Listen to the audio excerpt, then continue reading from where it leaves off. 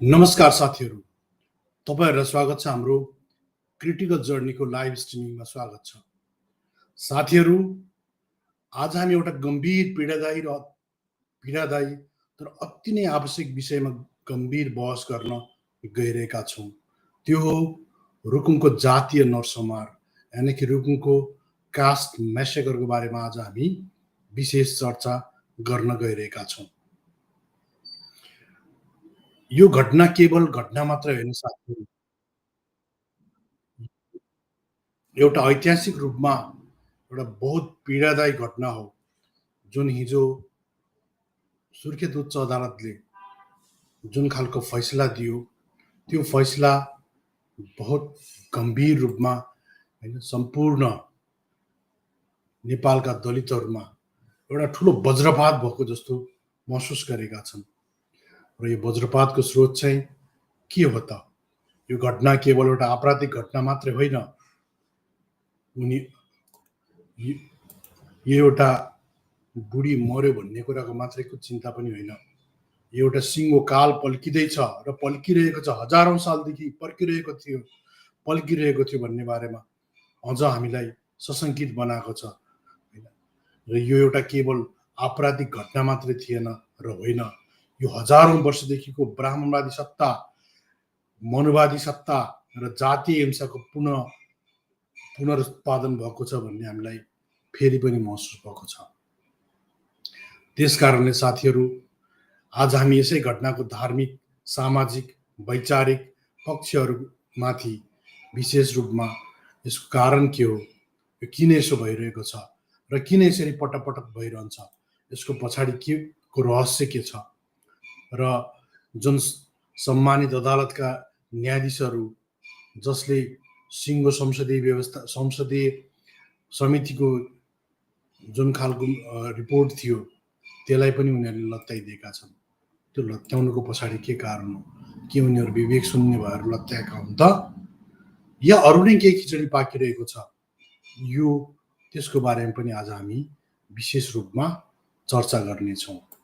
त्यस्तै गरेर साथीहरू, हामीले यो चिजहरूलाई हामीले यो एउटा फिलोसफिक हिसाबले पनि हैन, दार्शनिक हिसाबले पनि यसका कारणहरू के हुन्, किन यसो हुन्छ, यसको राज्य सत्तासँग के यसको सम्बन्ध हुन्छ, राज्य सत्ता र यसको बीचको गहिरो नाता के हो भन्ने बारेमा पनि हामी विशेष चर्चा गर्नेछौँ।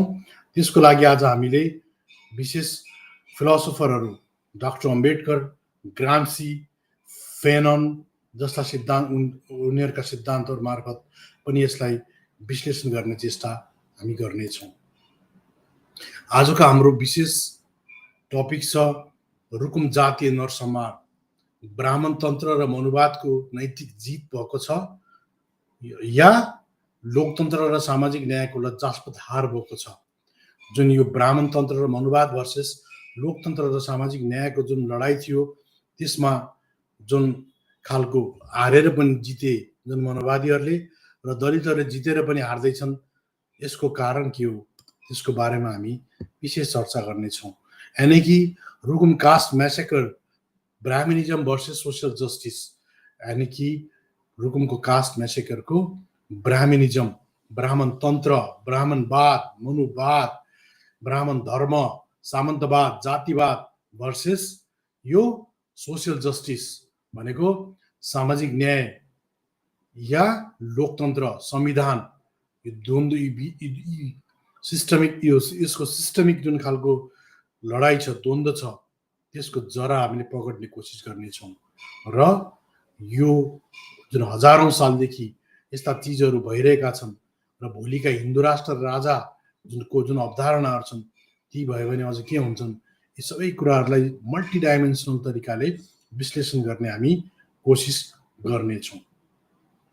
फर्स्ट अफ अल हाम्रो डिस्क्लेमर के छ भने हामी कुनै पनि प्रकारको धर्म, जात, लिङ्ग हैन, अनि रेस, जेन्डर, क्लास, कलर कुनै पनि प्रकारको डिस्क्रिमिनेसनलाई हामी टोलरेट गर्दैनौँ।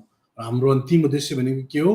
सामाजिक रूपमा हामी यस्तो समाजको निर्माण गर्न चाहन्छौँ जसमा समता, स्वतन्त्रता, भातृत्व र सामाजिक न्याय त्यसको इपिसेन्टर होस् र त्यो इपिसेन्टरको जगमा सोसियल डेमोक्रेसी होस् र व्यक्तिको हदमा चाहिँ हामी के चाहन्छौँ भने त्यो समाजको व्यक्तिहरू तार्किक, नैतिक र मानवीय साथै वैज्ञानिक सोच भएको इन्फर्म सोसाइटीको हिस्सादार बनोस् र त्यो चाहिँ आजको विश्वको मोडर्न सिभिलाइजेसनको जग हुनुपर्छ भन्ने हाम्रो मान्यता छ साथीहरू।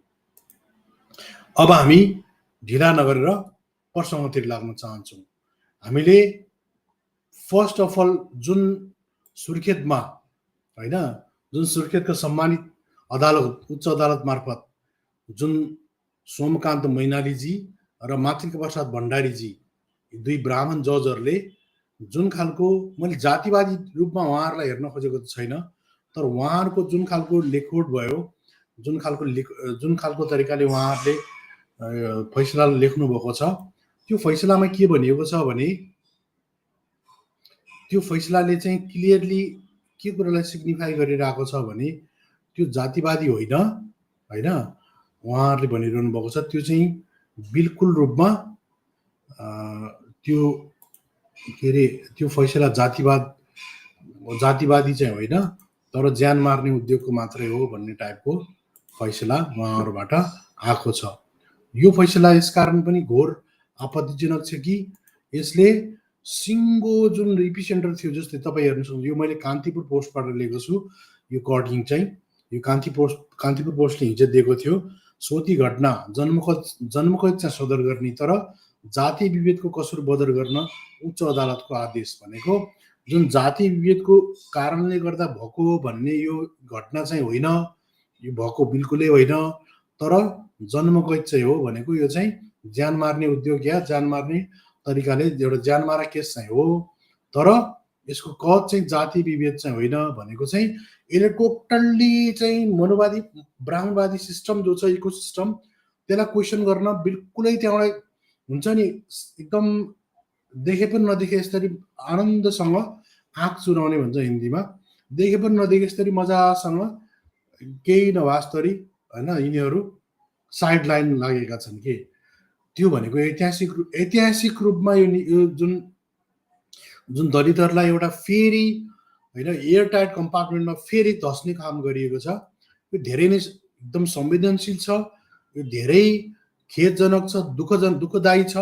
किन यस कारणले गर्दाखेरि यसको जगलाई हामीले हेर्ने हो भने यो जुन ब्राह्मणवादी जुन न्यायाधीशहरूको जुन नियत छ यो ब्राह्मणवादमा आधारित छ होइन, यो मनुवादमा आधारित छ भन्ने चाहिँ लाग्छ। किनभने यसलाई संसदीय समितिले बकाइदा के भनेको थियो भने यो चाहिँ संसदीय समिति होइन गैर दलित र दलित, सायद मेरो विचारमा लाग्छ देवेन्द्र राज माओवादीका सांसद देवेन्द्र राज पौडेलको अध्यक्षतामा यो चाहिँ गएको थियो होइन। त्यो संसदीय समितिले चाहिँ यसको कारण चाहिँ जाति विभेद हो भनेको अनर किलिङ हो, केटा चाहिँ तल्लो जातको विश्वकर्मा या कामी थरको थियो र केटी चाहिँ मल्ल थरको थियो, त्यस कारणले गर्दा यो चाहिँ बिल्कुल के थियो भने यसको सेन्टर चाहिँ के थियो, बकाइदा रूपमा यसलाई चाहिँ उनीहरूले यसको कारण चाहिँ जातीय अनर किलिङको रूपमा लिइरहेका थिए होइन। तपाईँ देख्न सक्नुहुन्छ यो यसको चाहिँ मेन कज चाहिँ होइन, यो तपाईँ देख्न सक्नुहुन्छ होइन, सुषमा मल्ल एन्ड हिज नवराज विक होइन, यिनीहरूको बिचमा एक आपसमा प्रेम सम्बन्ध थियो अनि यही प्रेम सम्बन्धको कारणले गर्दा चाहिँ केटालाई र सँगसँगै उसका साथीहरू होइन 6 जना साथीहरू, यी 6 जना साथीहरूमा गैर दलित साथीहरू पनि थिए, तर उनीहरू चाहिँ के भने साथीको हिसाबले सहयोगी हिसाबले उनीहरू गएका थिए होइन। नाम पनि यहाँ तपाईँ देख्न सक्नुहुन्छ, टिकाराम सुनार होइन, यो समथिङ यो चाहिँ सुनार बिक अनि यो बुढा होइन, अनि यो सायद एउटा एकजना मल्ल भन्ने साथी पनि छ के हो भन्न खोजेको के भने, तर कारण चाहिँ के थियो भने सुषमा र नवराज विकको बिचको उनीहरूको बिचको के थियो लभ, जुन खालको एउटा इन्टरकास्ट लभ थियो त्यो नै यसको सेन्टर हो भन्ने चाहिँ संसदीय समितिले ठहर्याएको थियो। त्यस्तै गरेर जुन खालको मिडियामा त्यतिखेरको मिडिया प्लस जुन खालको त्यहाँको समाजले पनि पछि गएर के भन्यो, घटना घटिसकेपछि होइन जुन स्थलगत रिपोर्टमा पनि त्यहाँको समाजले के भनेको थियो भने यो प्योरली जातीय हिंसामा आधारित छ भन्ने थियो। त्यसको कारणले गर्दा यी 6 जना भाइहरूलाई चाहिँ रातारात उनीहरूले पुरै गाउँले मिलेर खेदेर भेरीमा लखेटी मारेको पुरै निलडाम त्यस्तो स्थितिमा थियो। र जसरी जनार्दन शर्मा जसरी माओवादीका सांसद जनार्दन शर्माले संसदमै के भनेका थिए भने यिनी भाइहरूलाई चाहिँ के थियो भने यिनीहरू आफै भेरीमा छिरेका हुन् र यिनीहरूलाई कसैले मारेको पनि होइन र यिनीहरू बकाइदा अब आफ्नै तरिका आफै सो तरिकाले नै भेरीमा हाम फाल्दाखेरि मरेका हुन् भन्ने तरिकाले जनार्दन शर्मा जो माओवादी सांसद हुन्, उनी ब्राह्मण कम्युनिटीका मान्छे हुन् र उनका मल्लहरू चाहिँ उनका नातेदार पनि हुन् भन्ने गरिन्छ। र उनले खास आफ्नो कास्ट प्रिभिलेज भनेको आफ्नो कास्टको जुन विशेषाधिकार, सर्वोच्चता होइन अनि पवित्रता सबै कुरालाई त्यो जोगाउनुको लागि होइन उनले चाहिँ के गरे भने हुन त उनी 17,000 मान्छेको रगतको हो आहालमा टेकेर उनी माओवादी जनवादी क्रान्ति गर्दै सत्तामा पुगेका त हुन्, तर उनले अन्ततगत के भने आफ्नो कास्ट प्रिभिलेजलाई विशेष रूपमा स्वार्थ र नैतिकताको लडाइँमा आफ्नो स्वार्थलाई चाहिँ उनले बढी प्रायोरिटी दिए र उनले त्यसरी संसदको गरिमामय संसदमा बकाइदा उनले त्यो खालको चाहिँ भर्डिक्ट दिएका थिए। त्यसै गरेर यो जुन सुर्खेतको सम्मानित उच्च अदालतका यी दुई पात्रहरू जुन सोमनाथ मैनाली र मातृका प्रसाद भण्डारीजी जो उहाँहरू हुनुहुन्छ, उहाँहरूले पनि के भने यो जाति विभेद चाहिँ होइन दलित भएकै कारणले चाहिँ यो खालको घटना घटेको होइन, तर उनीहरूले मान्छे चाहिँ मारेका हुन् भन्ने तरिकाले मात्रै उनीहरूले हाफ ट्रुथ होइन, यसलाई पूर्ण असत्य भन्न मिल्दैन, तर के भने यो आधा सत्यमा आधारित त्यो चिजलाई टेकेर उनीहरूले चाहिँ न्याय दिएका देखिन्छ, जुन खेदजनक छ। अब हामी के चाहन्छौँ भने यो हाफ ट्रुथ यो सम्मानित जुन होइन न्यायाधीशहरू हुनुहुन्छ उहाँहरूले के साँच्चीकै योलाई नजानेरै हो त, या रुकुम अदालतले जसरी रुकुम जिल्ला अदालतले चाहिँ बकाइदा यो जाति विभेदको कसुर अन्तर्गतको र ज्यान मार्ने उद्योग अनुसारको ज्यान मारा केस हो भनेर बकाइदा यिनीहरूलाई आजीवन यसलाई मानवता विरोधी र यसलाई जातिवादी होइन सामन्तवादी भन्दै यसलाई मानवता विरोधी एउटा र असामाजिक त्यो तरिकाले चाहिँ यसलाई रुकुम जिल्ला अदालतले यसलाई डिक्लेयर गरेको थियो। तर यिनी जो उच्च अदालतका न्यायाधीश भनेको त अलि नै सायद तिनीभन्दा अलिकति राम्रै हुनुपर्ने हो, तर उहाँहरूले के गर्नुभयो भने रुकुम जिल्ला अदालतको फैसलालाई बदरै त नभनौँ, तर उहाँहरूले के भने उहाँहरूले पर्सनली लिनुभयो के यदि यो केसलाई भोलि गएर यसरी नै जातीय विभेदको हो भन्ने भन्दा हाम्रा मान्छेलाई त फेरि बर्बाद पार्छन् होइन, हाम्रो मान्छेको त बदनाम हुन्छ, दलितहरूको मनोबल बढ्यो भन्दा हामीलाई बर्बाद पार्छन् भन्ने हिसाबले उहाँहरूले पर्सनल्ली आफ्नो ब्राह्मणिजम, त्यस कारणले गर्दा हामी भन्ने गरेका छौँ कि यसलाई प्योरली के भनेका छौँ, यो ब्राह्मण तन्त्र र मनोवादको नैतिक जितको रूपमा उहाँहरूले नैतिक रूपमा यो स्वार्थ भर्सेस होइन के अरे मोरालिटी इथिक्स भर्सेस इकोनोमीको जो लडाइँ थियो त्यसमा उहाँहरूले के सोच्नुभयो भने आफ्नो ब्राह्मणिकल नैतिकता भनेको ब्राह्मणिकल इथिक्सलाई उहाँहरूले जिताउनु भयो होइन, सोसियल जस्टिसलाई भन्दा पनि उहाँहरूले ब्राह्मणिकल इथिक्सलाई बढी प्रायोरिटी दिनुभयो र त्यहाँ लोकतन्त्रको चिरहरण भयो, सामाजिक न्यायको बिल्कुल लज्जास्पद हार भएको देखिन्छ।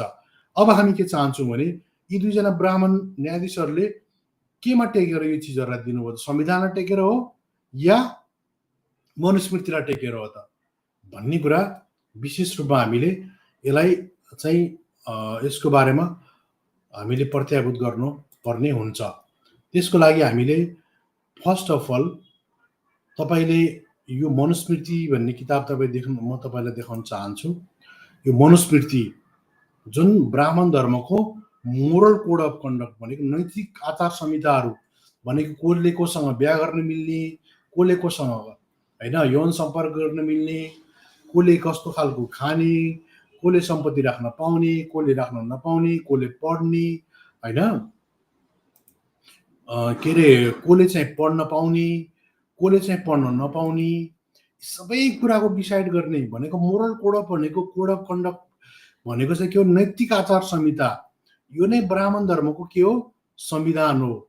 1950 मा भारतमा डक्टर अम्बेडकरले 1949 मा चाहिँ भारतमा संविधान लेख्नुभन्दा अगाडि चाहिँ हिन्दूहरूलाई चाहिँ के थियो भने, अझै स्पेसल्ली भन्नुपर्दाखेरि तपाईँको यो 1960 मा आइपिसी भन्ने इन्डियन पिनल कोड भन्ने सुरु भएको थियो होइन।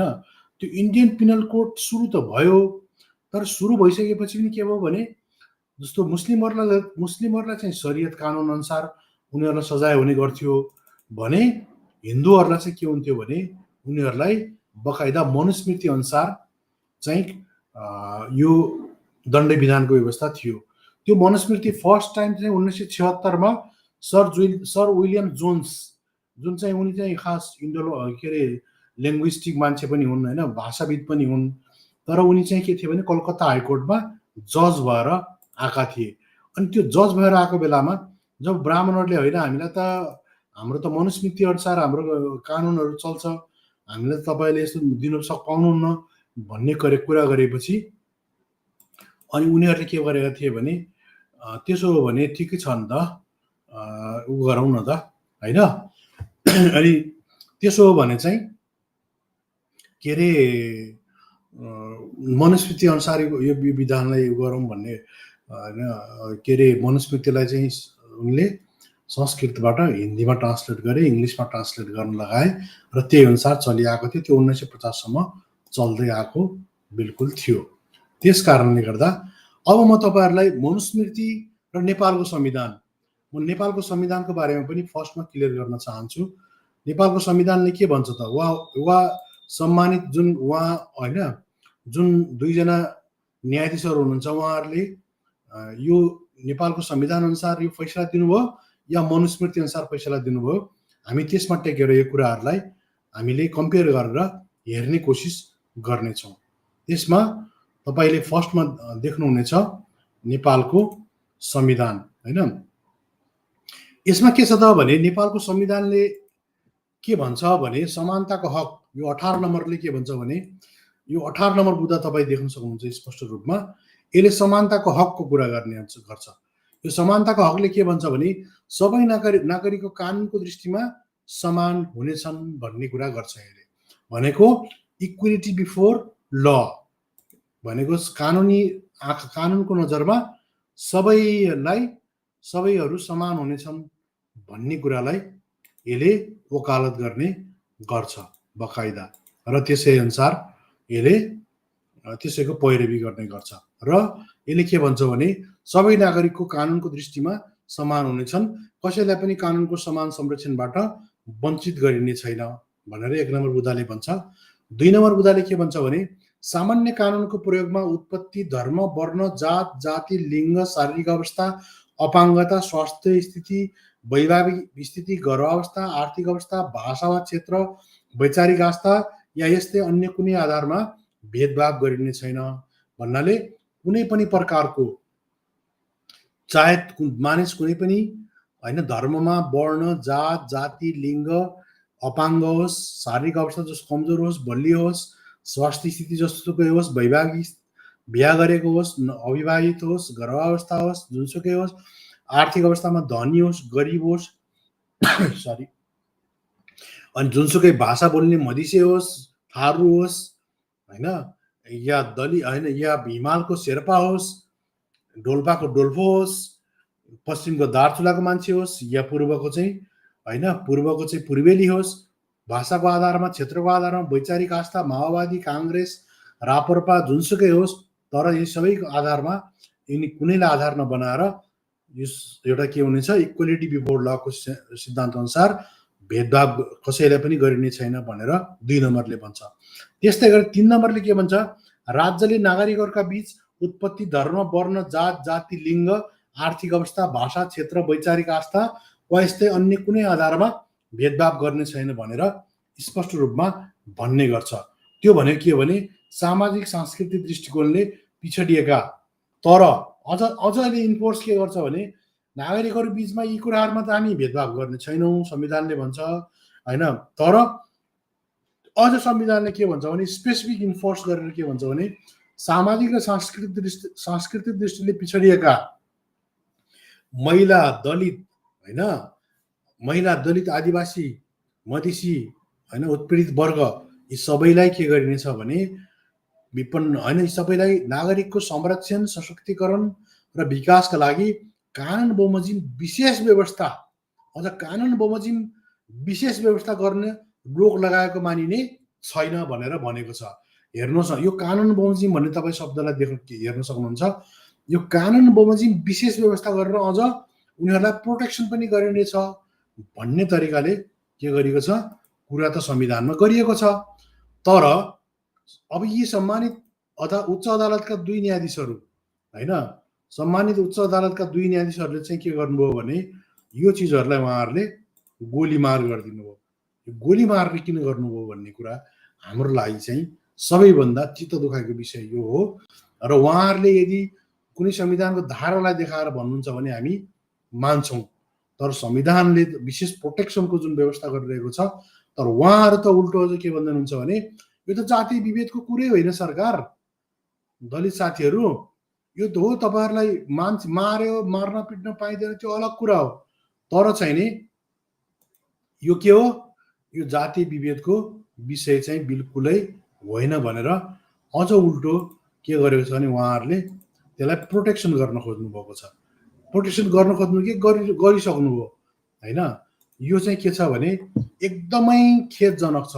यो नेपालको संविधानले दिएको जुन होइन नागरिक अधिकार जुन छ, किनभने उहाँहरूको बाउको बिर्ता त नेपाल होइन होइन, नेपाल त अहिले सबैको के हो, सबै मान्छेको, यो त अहिले त सबैको फुलबारी मात्रै होइन, यो त सबैको के हो, राइट्स पनि हो के, यो अधिकार हो। यो चाहिँ यो कसैको चाहिँ के हो भने कसैको पेवा होइन। र उहाँहरू नेपाल सरकारले खटाएको कर्मचारी हो। उहाँहरूको दायित्व भनेको बिल्कुल रूपमा के हो भने नेपालका हरेक मान्छेहरूलाई कानुनको प्रत्याभूति गर्ने चाहिँ उहाँहरूको विशेष होइन, उहाँहरूको कर्तव्य हो। कर्तव्यभित्र आउँछ के यो।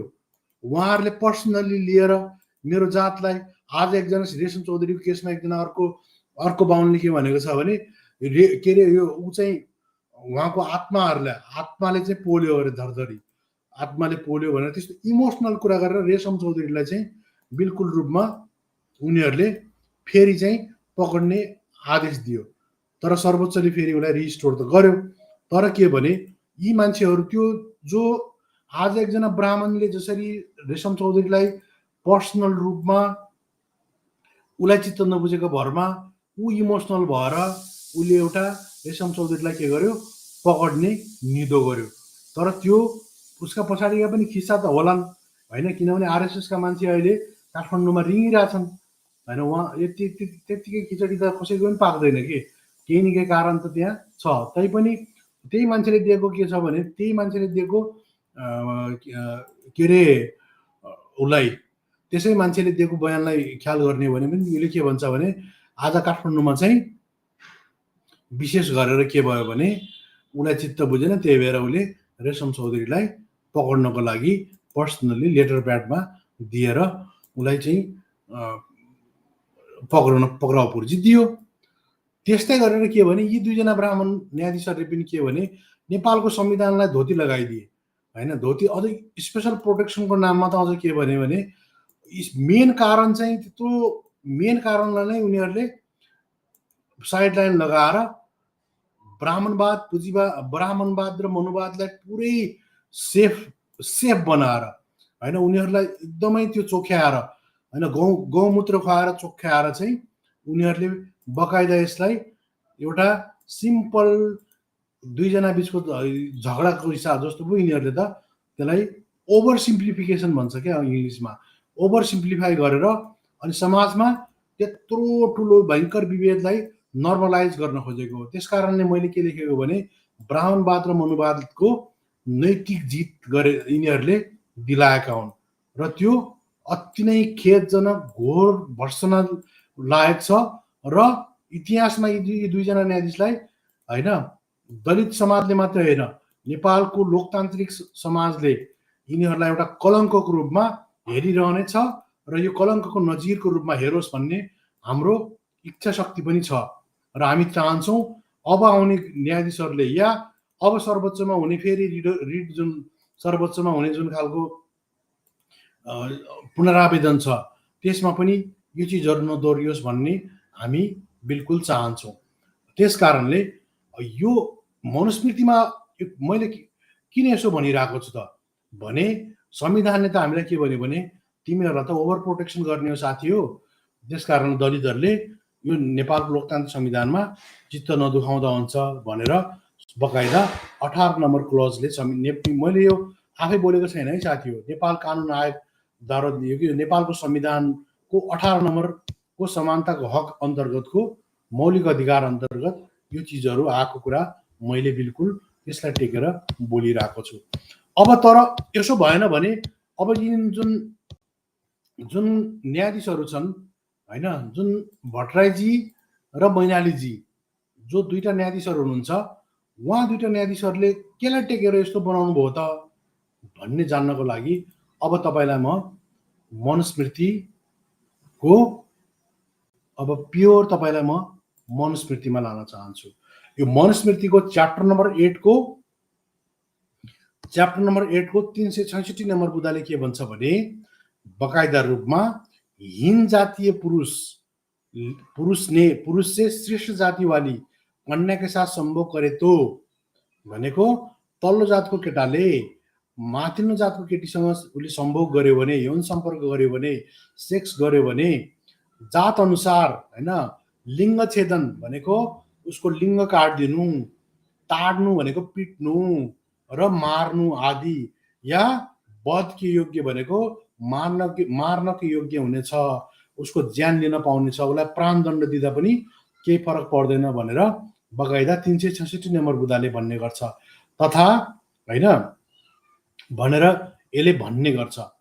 त्यसपछि के भन्छ 366 नम्बरमा यो भनिसकेपछि यसले अर्को तपाईलाई 374 नम्बरले के भन्छ भने पति या अभिभावकद्वारा सुरक्षित वा असुरक्षित द्विज स्त्री के साथ भनेको यो साथ संभोग गर्नेवाला शूद्र भने यदि शूद्रले के छ सुरक्षित र असुरक्षित भनेर दुईटा क्याटेगोराइज गरेको छ द्विज स्त्रीलाई भनेको अप्पर कास्ट लेडीलाई।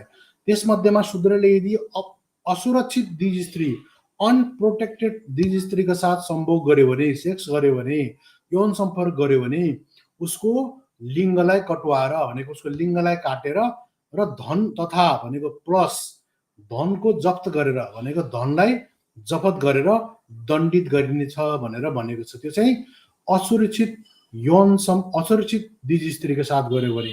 तर उसले सुरक्षित द्विज स्त्रीको साथ सम्भोग गर्यो भने के गर्ने त भने यदि त्यो शूद्र भनेको चाहिँ फेरि सबै आउँछ है यसमा।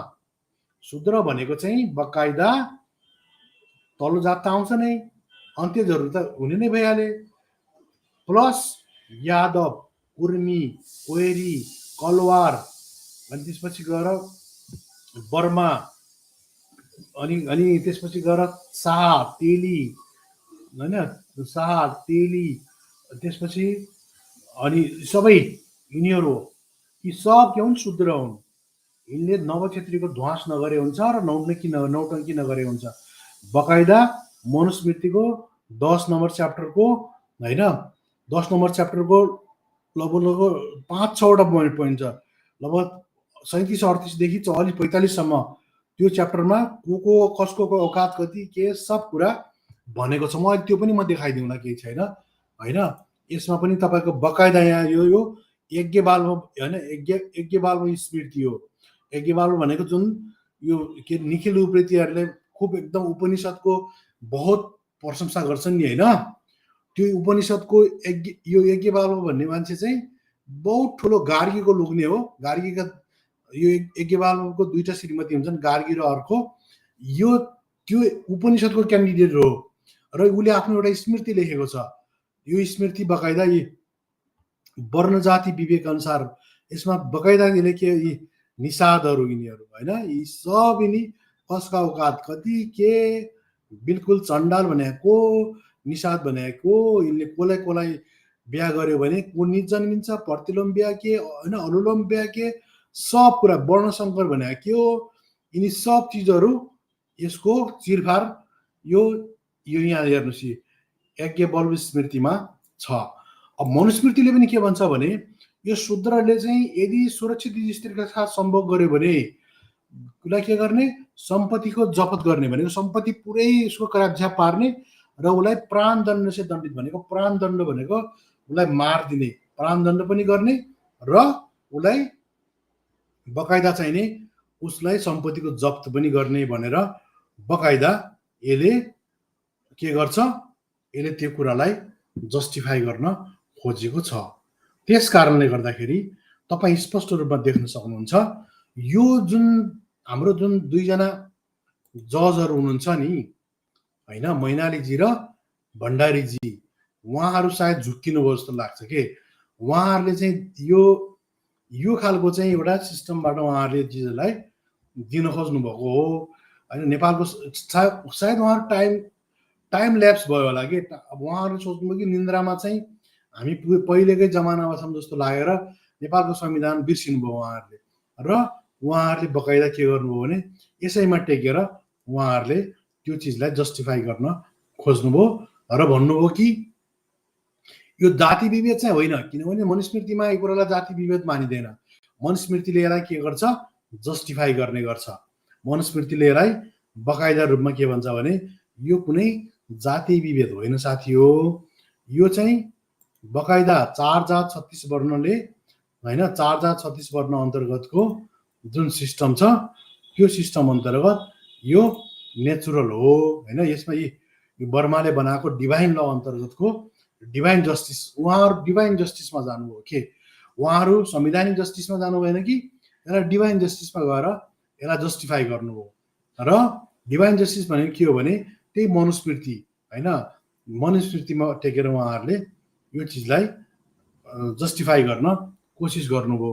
त्यस कारणले गर्दा के भयो भने उहाँहरू झुक्के जस्तो लाग्छ कि, र उहाँहरू बकाइदा के गर्नुभयो भने डिभाइन जस्टिसमा आधारित बनाएर यो जातीय समारोह, जातीय विभेद होइन, यो चाहिँ आरएसएसको भाषामा भन्नुपर्दाखेरि यो सामाजिक समरसत्ता भन्छन् कि यिनीहरूले। जस्तो सामाजिक न्यायको विरुद्ध यिनीहरू सामाजिक न्यायको कुरा नगरौँ भन्छन् यिनीहरूले, सामाजिक समरसत्ताको कुरा गरौँ भन्छन्। सामाजिक समरसत्ता भनेको के हो भने त्यही 4 जात होइन 36 वर्ण जुन पृथ्वीनारायण शाहले भन्छ, त्यही पृथ्वीनारायण शाहले भनेको 4 जात 36 वर्णको फुलबारीमा आफ्नो आफ्नो काम गर्ने, आफ्नो आफ्नो सामाजिक हैसियत अनुसार बस्ने र त्यही अनुसार चाहिँ के गर्ने भने त्यही अनुसार आफ्नो आफ्नो एक्ट गर्ने, तर कसैले कसैको चाहिँ बकाइदा यसलाई के कसैकोमा गएर त्यो चाहिँ उ नगर्ने भनेर चाहिँ यिनीहरूले भन्ने गर्छन्। र त्यसैलाई यिनीहरूले के भने त्यसैलाई यिनीहरूले सामाजिक समरसत्ता भन्ने गर्छन् होइन। अब यो सामाजिक समरसत्ता तपाईँले विचार नविनित भन्ने एउटा किताब छ, यो पनि के गोलवलकरको किताब हो, जसलाई आरएसएसका मान्छेले यसलाई बाइबल मान्ने गर्छन्।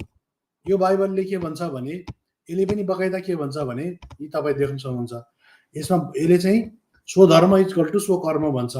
यसले यहाँ सामाजिक व्यवस्था कस्तो हुनुपर्छ, सामाजिक व्यवस्था भनेको जीवन के सोपान पर आधार साधारणतया निर्वाध रीति से सीधी अग्रसर हो सकता है भनेको व्यक्ति का जीवन यो ब्रह्मचार्य गृहस्थार्य वानप्रस्थ सन्यास यिनीहरू हुन्छन् र यिनीहरू आफ्नो आफ्नो पोजिसनमा सोपानी भनेको सोपानिक आधारमा आफ्नो आफ्नो ठाउँमा गएर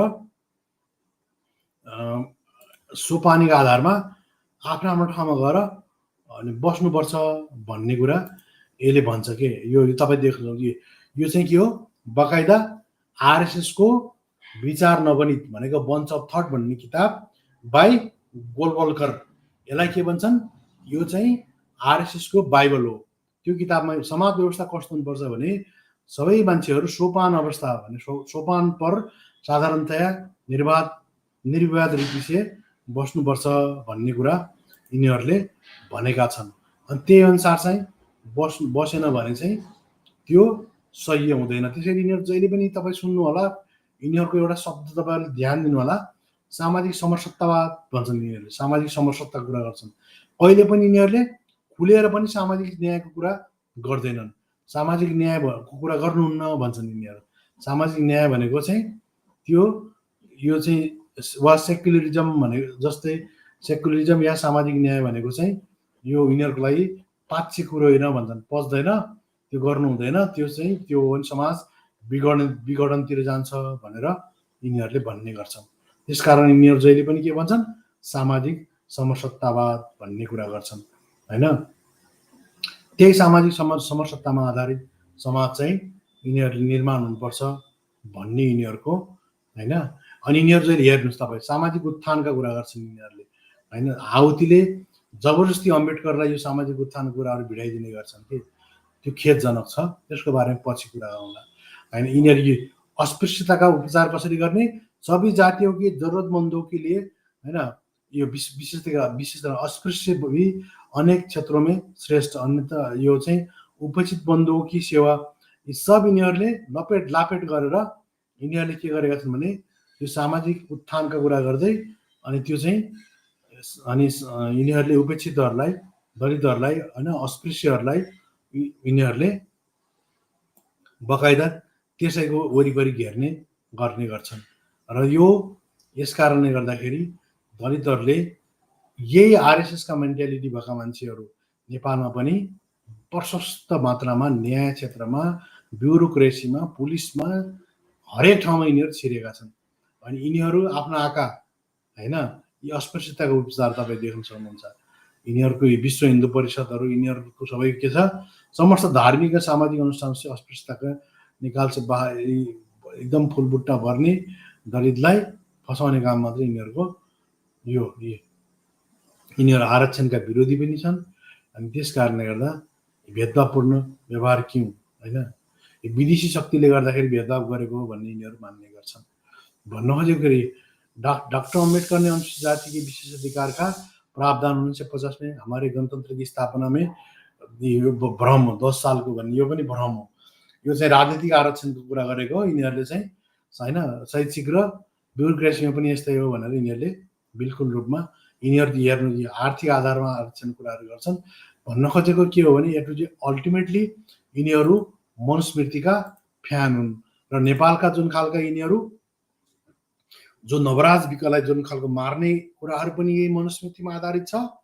र मनुस्मृतिले के, र अर्को कुरा के छ भने त्यो जुन खालको तपाईँ देख्न सक्नुहुन्छ।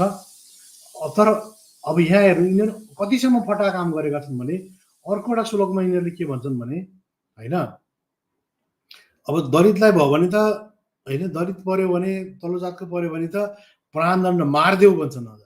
अझ अर्को एउटा यिनको फटा काम के छ भने यदि गुणवती ब्राह्मण से भनेको ब्राह्मण, यदि ब्राह्मण लेडीलाई वैश्य र क्षेत्रीले पनि सेक्स गरे भने पनि होइन, यौन सम्पर्क गरे भने वा सेक्स गरे भने वा सम्पर्क गरे भने होइन, वैश्य तथा क्षेत्रीले मैथुन गरे भने शूद्रको समान भनेको तिनलाई पनि मारिदिने भन्छ के। उनका श्रीमतीमा, उनका छोरी चेलीलाई मात्रै सुरक्षित हुनुपर्छ भन्ने छ ब्राह्मणहरूको। अरू सबलाई, यदि क्षेत्रीले ब्राह्मणीलाई यौन सम्पर्क गर्यो, वैश्यले गर्यो भने पनि तिनलाई पनि मारिदिने, शूद्रलाई मार्ने नै भइगयो। अनि तर यिनले यदि वैश्य र शूद्रले गर्यो भने तिनलाई आगोमा जलानेकै योग्य भनेको जलाउने भनेका छन्। तर यिनी फटाहरूले अर्को काम के कुरा गरेका छन् मनुस्मृतिमा भने, तर हेर्नुहोस् है त यहाँ यिनीहरूले अपने से श्रेष्ठ जाति के पुरुष के साथ संभोग करती हुई कन्या को भनेको यदि आफूभन्दा श्रेष्ठ जातिको कन्या पुरुषसँग कुनै आफूभन्दा तल्लो भनेको चाहिँ ब्राह्मणले 4वटालाई सेक्स गर्न पायो, क्षेत्रीले 2टालाई, वैश्यले शूद्रको लेडिजलाई, यो भनेको कन्याको साथ गर्यो भने चाहिँ यौन सम्पर्क गर्यो भने थोडा भी दण्डित नगरे, आफूभन्दा तलकोलाई त गर्न पाइयो। बाहुनले के कस्तो राखेको छ भने आफ्ना आइमाईलाई चाहिँ अरू कसैले छोयो भने त्यसलाई मारिदिने, तर आफूले चाहिँ 4वटै 3टैलाई ब्राह्मण, क्षेत्री, वैश्य, शूद्र र अन्त्यजी 4वटैलाई के गर्ने केटीहरूलाई चाहिँ सेक्स गर्न पाउने, र त्यो गर्यो भने उनीहरूलाई कति पनि दण्डित नगर्ने, त्यस्तो पो भनेको छ। हेर्नुहोस् त यिनी कतिसम्म यिनीहरू फटा मान्छेहरू छन् के। यिनीहरूको त्यो भएर यिनीहरूले आफूलाई यति सुरक्षित बनाएका छन्। अनि दलितहरूले झन्झा अनि अझ उनीहरूले के भन्छन् भने यदि बाहुनले पनि बाहुनीलाई यदि होइन बलात्कार गर्यो भने हेर्नुहोस् यी बलात्कार सब छ।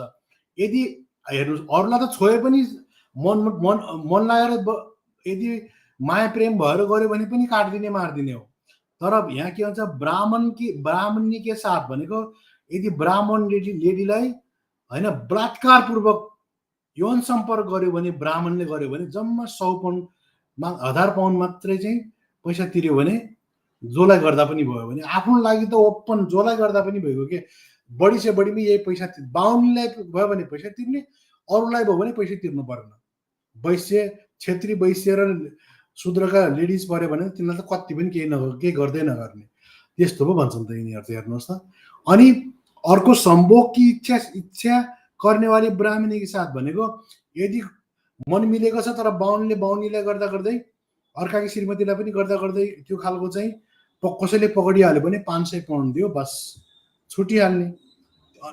र यदि चाहिँ के हो भने यतिलाई पनि पुगेन नपुगेर के भन्छ भने अझ के भन्छन् भने बाहुनहरूले यदि त्यो ब्राह्मणले चाहिँ जघन्य अपराध गर्यो भ्रष्टाचार गर्यो ठुलो अपराध गर्यो अनैतिक काम गर्यो बलात्कार गर्यो मान्छे मार्यो गाउँै मारिदियो परशुरामले जस्तै विभिन्न कामहरू गर्यो भने पनि के गर्ने ब्राह्मणलाई प्राणदण्ड हुने पर उसका मुण्डन गरे भनेको त्यस्तो प्राणदण्ड त्यो अरूलाई भयो भने प्राणदण्ड गर्ने होइन। यहाँ हेर्नुहोस् अन्य वर्ण क्षेत्री वैश्य शूद्रको लागि भयो भने प्राण नाशै गर्ने हो प्राणदण्ड त्यही नै प्राणदण्ड हुन्छ। तर बाहुनको केसमा के हुन्छ मुण्डन भनेको कपाल 4 पटा मुनेर मुनिदियो भने त्यही नै प्राणदण्ड हो। यही क्लजलाई टेकेर चाहिँ 2000 के अरे तपाईँको त्यो 6 सालतिर जुन प्रज्ञा परिषदको छ जुन 4वटा शहीदहरूलाई जुन खालको झुन्ड्याएको थियो तर टङ्क प्रसाद आचार्य भन्ने मान्छेलाई झुन्ड्याएर किनभने ऊ ब्राह्मण थियो त्यही भएर ब्राह्मणलाई मनुस्मृतिले के भन्छ प्राणदण्ड दिनु हुँदैन भन्थ्यो। त्यही भएर उसलाई 4 पाटा मुडेर बाहिर पठाइयो। तर नेपालका सोकल्ड 4वटा सोकल्ड आइएम सरी होइन शहीद त शहीद हो शहीदलाई सोकल्ड भन्न मिल्दैन मजाक उडाउन मिल्दैन होइन। ती 4 शहीदहरूलाई चाहिँ के गरियो भने तिनीहरूलाई प्राणदण्ड दिइयो। तर अहिलेसम्म कुनै पनि ब्राह्मण बुद्धिजीवीहरूले यो कुराको यसलाई ब्राह्मणिकल पोइन्ट अफ भ्यूबाट जातीय पोइन्ट अफ भ्यूबाट यसलाई उनीहरूले डिस्क्राइब गर्दैनन्। 4 शहीद भने बस मक्क पर्यो। तर त्यहाँभित्रको जुन खेल थियो त्यसको बारेमा चाहिँ यो क्लजलाई टेकेर गरिएको थियो। अर्को यदि राजाले साँच्चै मार्न खोज्यो भने के हुन्छ त हेर्नुहोस् त्यो यति प्रोटेक्सन आफूलाई यति मजाले प्रोटेक्सन गरेका छन् कि यिनीहरूले राजाले समस्त पाप गर्नेवाला भी ब्राह्मण का वध कभी न करे यदि जस्तो सुकै पाप गरे पनि ब्राह्मणलाई वध गर्दै नगर्ने किन्तु सम्पूर्ण धन के साथ भनेको उसले यदि उसँग जति धन छ उसले चोरी नै गर्यो डकैती नै गर्यो राजाको ढुकुटी नै लुट्यो भने पनि उसलाई त्यो लुटेको ढुकुटी फिर्ता नगर्ने त्यही धन सहित धन के साथ अनि अक्षत शरीर भनेको एउटा नपिट्ने छतबिछत केही नगर्ने अक्षत शरीर सहित अनि के गर्ने ब्राह्मणलाई राज्यबाट निर्वासित मात्रै गरिदिने अरू केही नगर्ने त्यस्तो लेखेको छ। किन गर्ने त्यो पनि फेरि भनेको छ ब्राह्मणको समान पृथ्वी पर दूसरा कोही बडा पाप नै भने ब्राह्मण वध ब्राह्मणलाई मार्नु भए भन्दा सबैभन्दा ठुलो पाप अर्को केही छैन त्यही नै सबैभन्दा ठुलो पाप हो भनेर यिनीहरूले आफूलाई यतिसम्म ओभर प्रोटेक्सन गरेका छन् कि अरूले त बस काँक्रा चोर्यो भने नि मारिदिने जे गर्दा पनि मारिदिने अरूको मानवाधिकारको त कुरै छैन। आफूलाई चाहिँ उनीहरूले जे गरे पनि भनेपछि यो हिन्दू राष्ट्रको के हो एउटा कुरा के विचार गर्न जरुरी छ भने नेपाल भारतका मान्छेहरूले हिन्दू राष्ट्र भनेको के हुन्छ भने धर्मतान्त्रिक समाज हुन्छ। धर्मतान्त्रिक समाज भनेको के हो जहिले पनि त्यो जो धार्मिक विधानहरू नै देशको संविधान बन्छन् भनेको मनुस्मृतिमा आधारित समाज बन्यो। जस्तो पेशवाईहरूले हैन 1818 भन्दा अगाडिसम्म जुन पेशवाईहरूले पुनामा जुन शासन चलाएको थियो त्यो प्योर अनि तपाईहरुले जस्तो यो फुले फिल्म चलिरहेको छ नजिकमा कहीं तपाईहरुले देख्नु भएको छ भने तपाई जानुस् हेर्नुस् फुले फिल्म हेर्नुस् हैन जो बाजीराव मस्तानी वाला जो पेशवाई थियो त्यही पेशवाईको शासनमा के थियो भने बकाइदा रूपमा होइन शूद्रहरूलाई उनीहरूलाई यही मनुस्मृति अनुसार उनीहरू शासन गर्ने गर्थे र जाहलिल थियो। अझ तपाईँ 1927सम्म चाहिँ डाक्टर अम्बेडकरले जो चारबाग तलाउको पानी पिउने जुन आन्दोलन गरेका थिए 1927मा, त्यो आन्दोलन हुँदा 27सम्म आजभन्दा लगभग 98 वर्ष अगाडिसम्म पनि दलितहरूलाई कुवाको पानी खान महाराष्ट्रमा पनि कानुनी रूपमा पाइँदैन त्यस्तो स्थिति थियो। नेपालको त के कुरा गर्नु र होइन, अहिलेसम्म पनि अब इन्डियामै पनि प्लस नेपालमै पनि होइन गाउँहरूमा पानी पिउने जस्तो चिजमा यिनीहरू उदार छैनन् भने यिनको धर्मलाई चाहिँ मानेर बस्दिनु यार। तिमी चाहिँ सुध्रिनु नपर्ने, जहिले पनि ऐनालाई दोष दिएर हुन्छ, तिम्रो मुख कहिले पुछ्ने हो? पानी पिउने मिनिमम यार 5-7 घर नन दलित छन्, एकजना दलित छ भने त्यो मान्छेले बिरामी पर्यो, उसको होइन उसको चाहिँ ह्यान्डपम्प बिग्रियो भने तिमीहरूले उसलाई पानी पिउन समेत दिँदैनौ भने तिम्रो धर्ममा चाहिँ उसले चाहिँ के डलर सलर भनेर तिमीसँग डराउँछ? अबको दलित डराउँछ? लाज शरम छ कि छैन? केही तिमीले राजनीतिक दल चाहिँ 10वटा फेर्न मिल्छ, उनले एउटा के को लागि फेर्छौ? तिमीलाई राजनीतिक व्यवस्था ठिक लागेन उसले फेर्छ, उसलाई सामाजिक व्यवस्था ठिक लागेन उसले फेर्छ।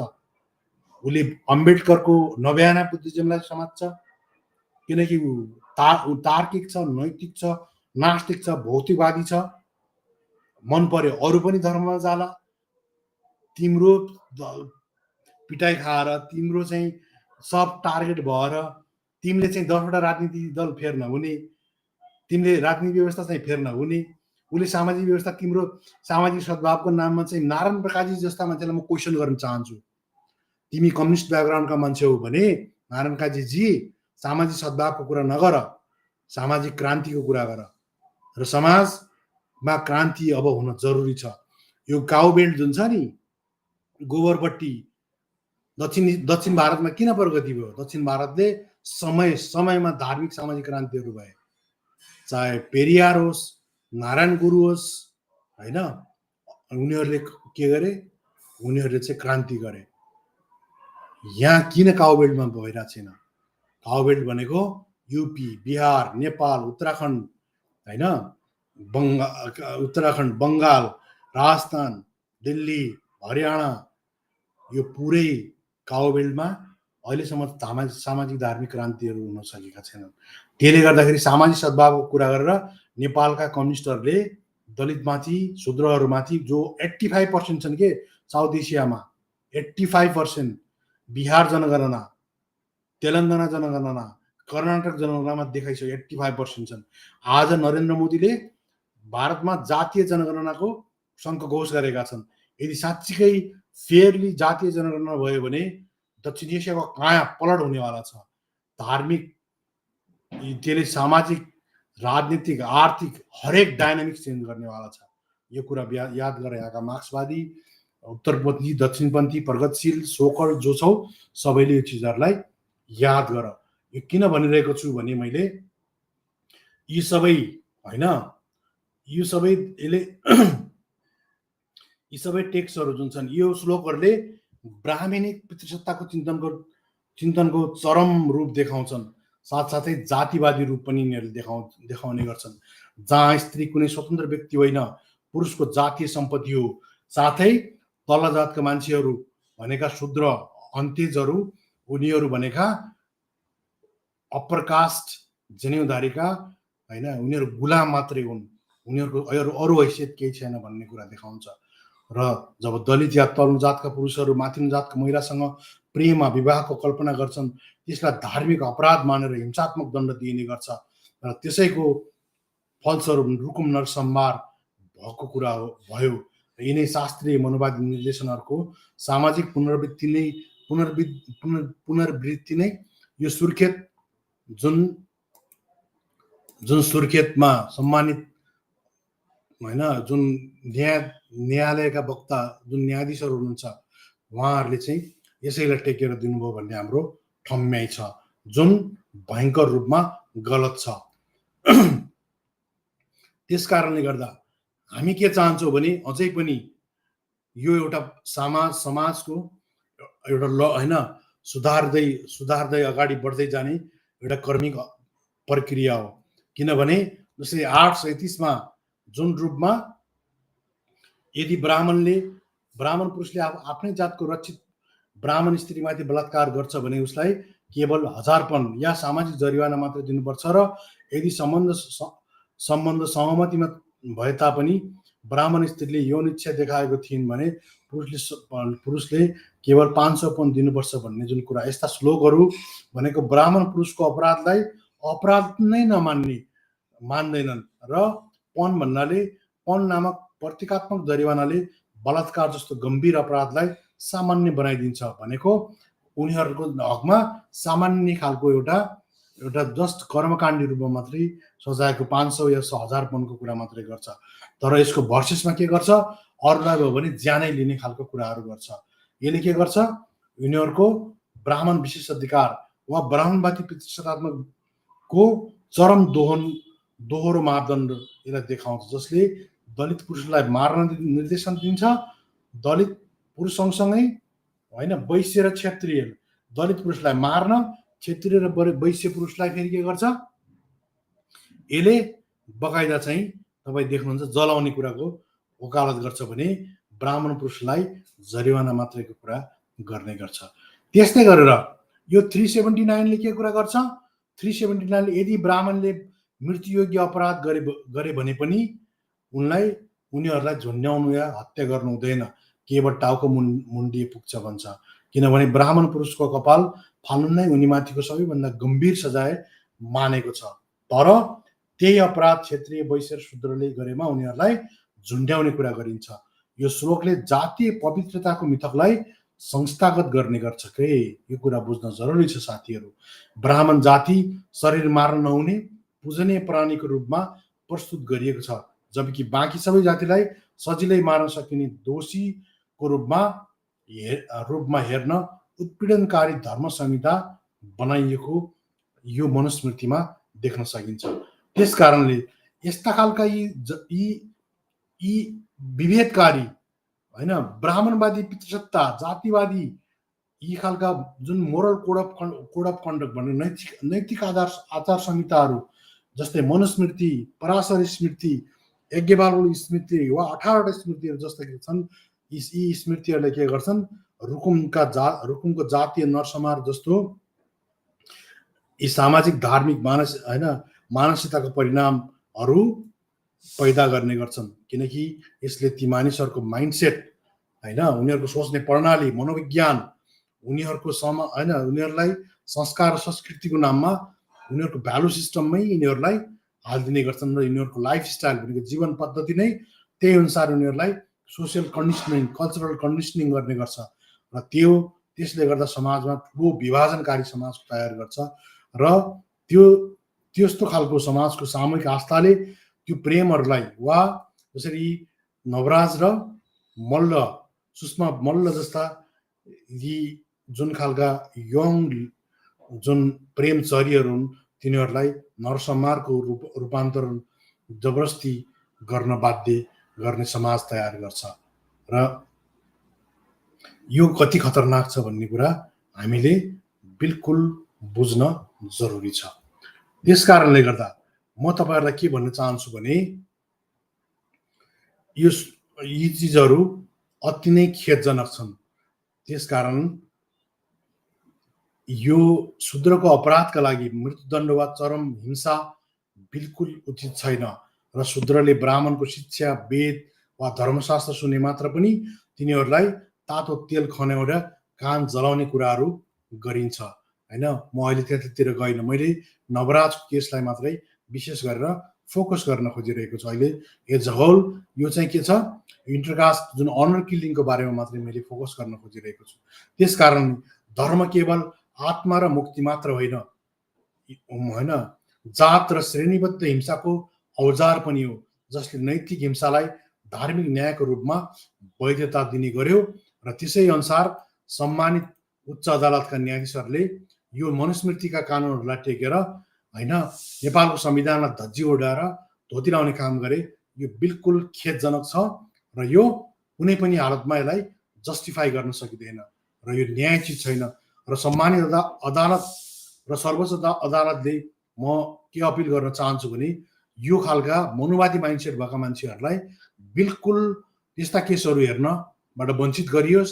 त्यस्ता बेन्चहरूमा यी मनुवादी माइन्डसेट भएका यी न्यायाधीशहरूलाई त्यसबाट टाढा राखेर सकभर त म त के भन्छु भने यो जातीय विभेदका मुद्दाहरूमा ब्राह्मण न्यायाधीशहरूलाई बिल्कुलै नदिनुहोस् होइन, अरू न्यायाधीशहरूलाई दिनुहोस्, अझ अरू धर्मका न्यायाधीशहरूलाई दिनुहोस्, ताकि उनीहरूले त्यसलाई न्यायोचित गर्न सकुन् कम्तीमा पनि। किनभने यिनी उत्पीडक मान्छेहरू हुन्।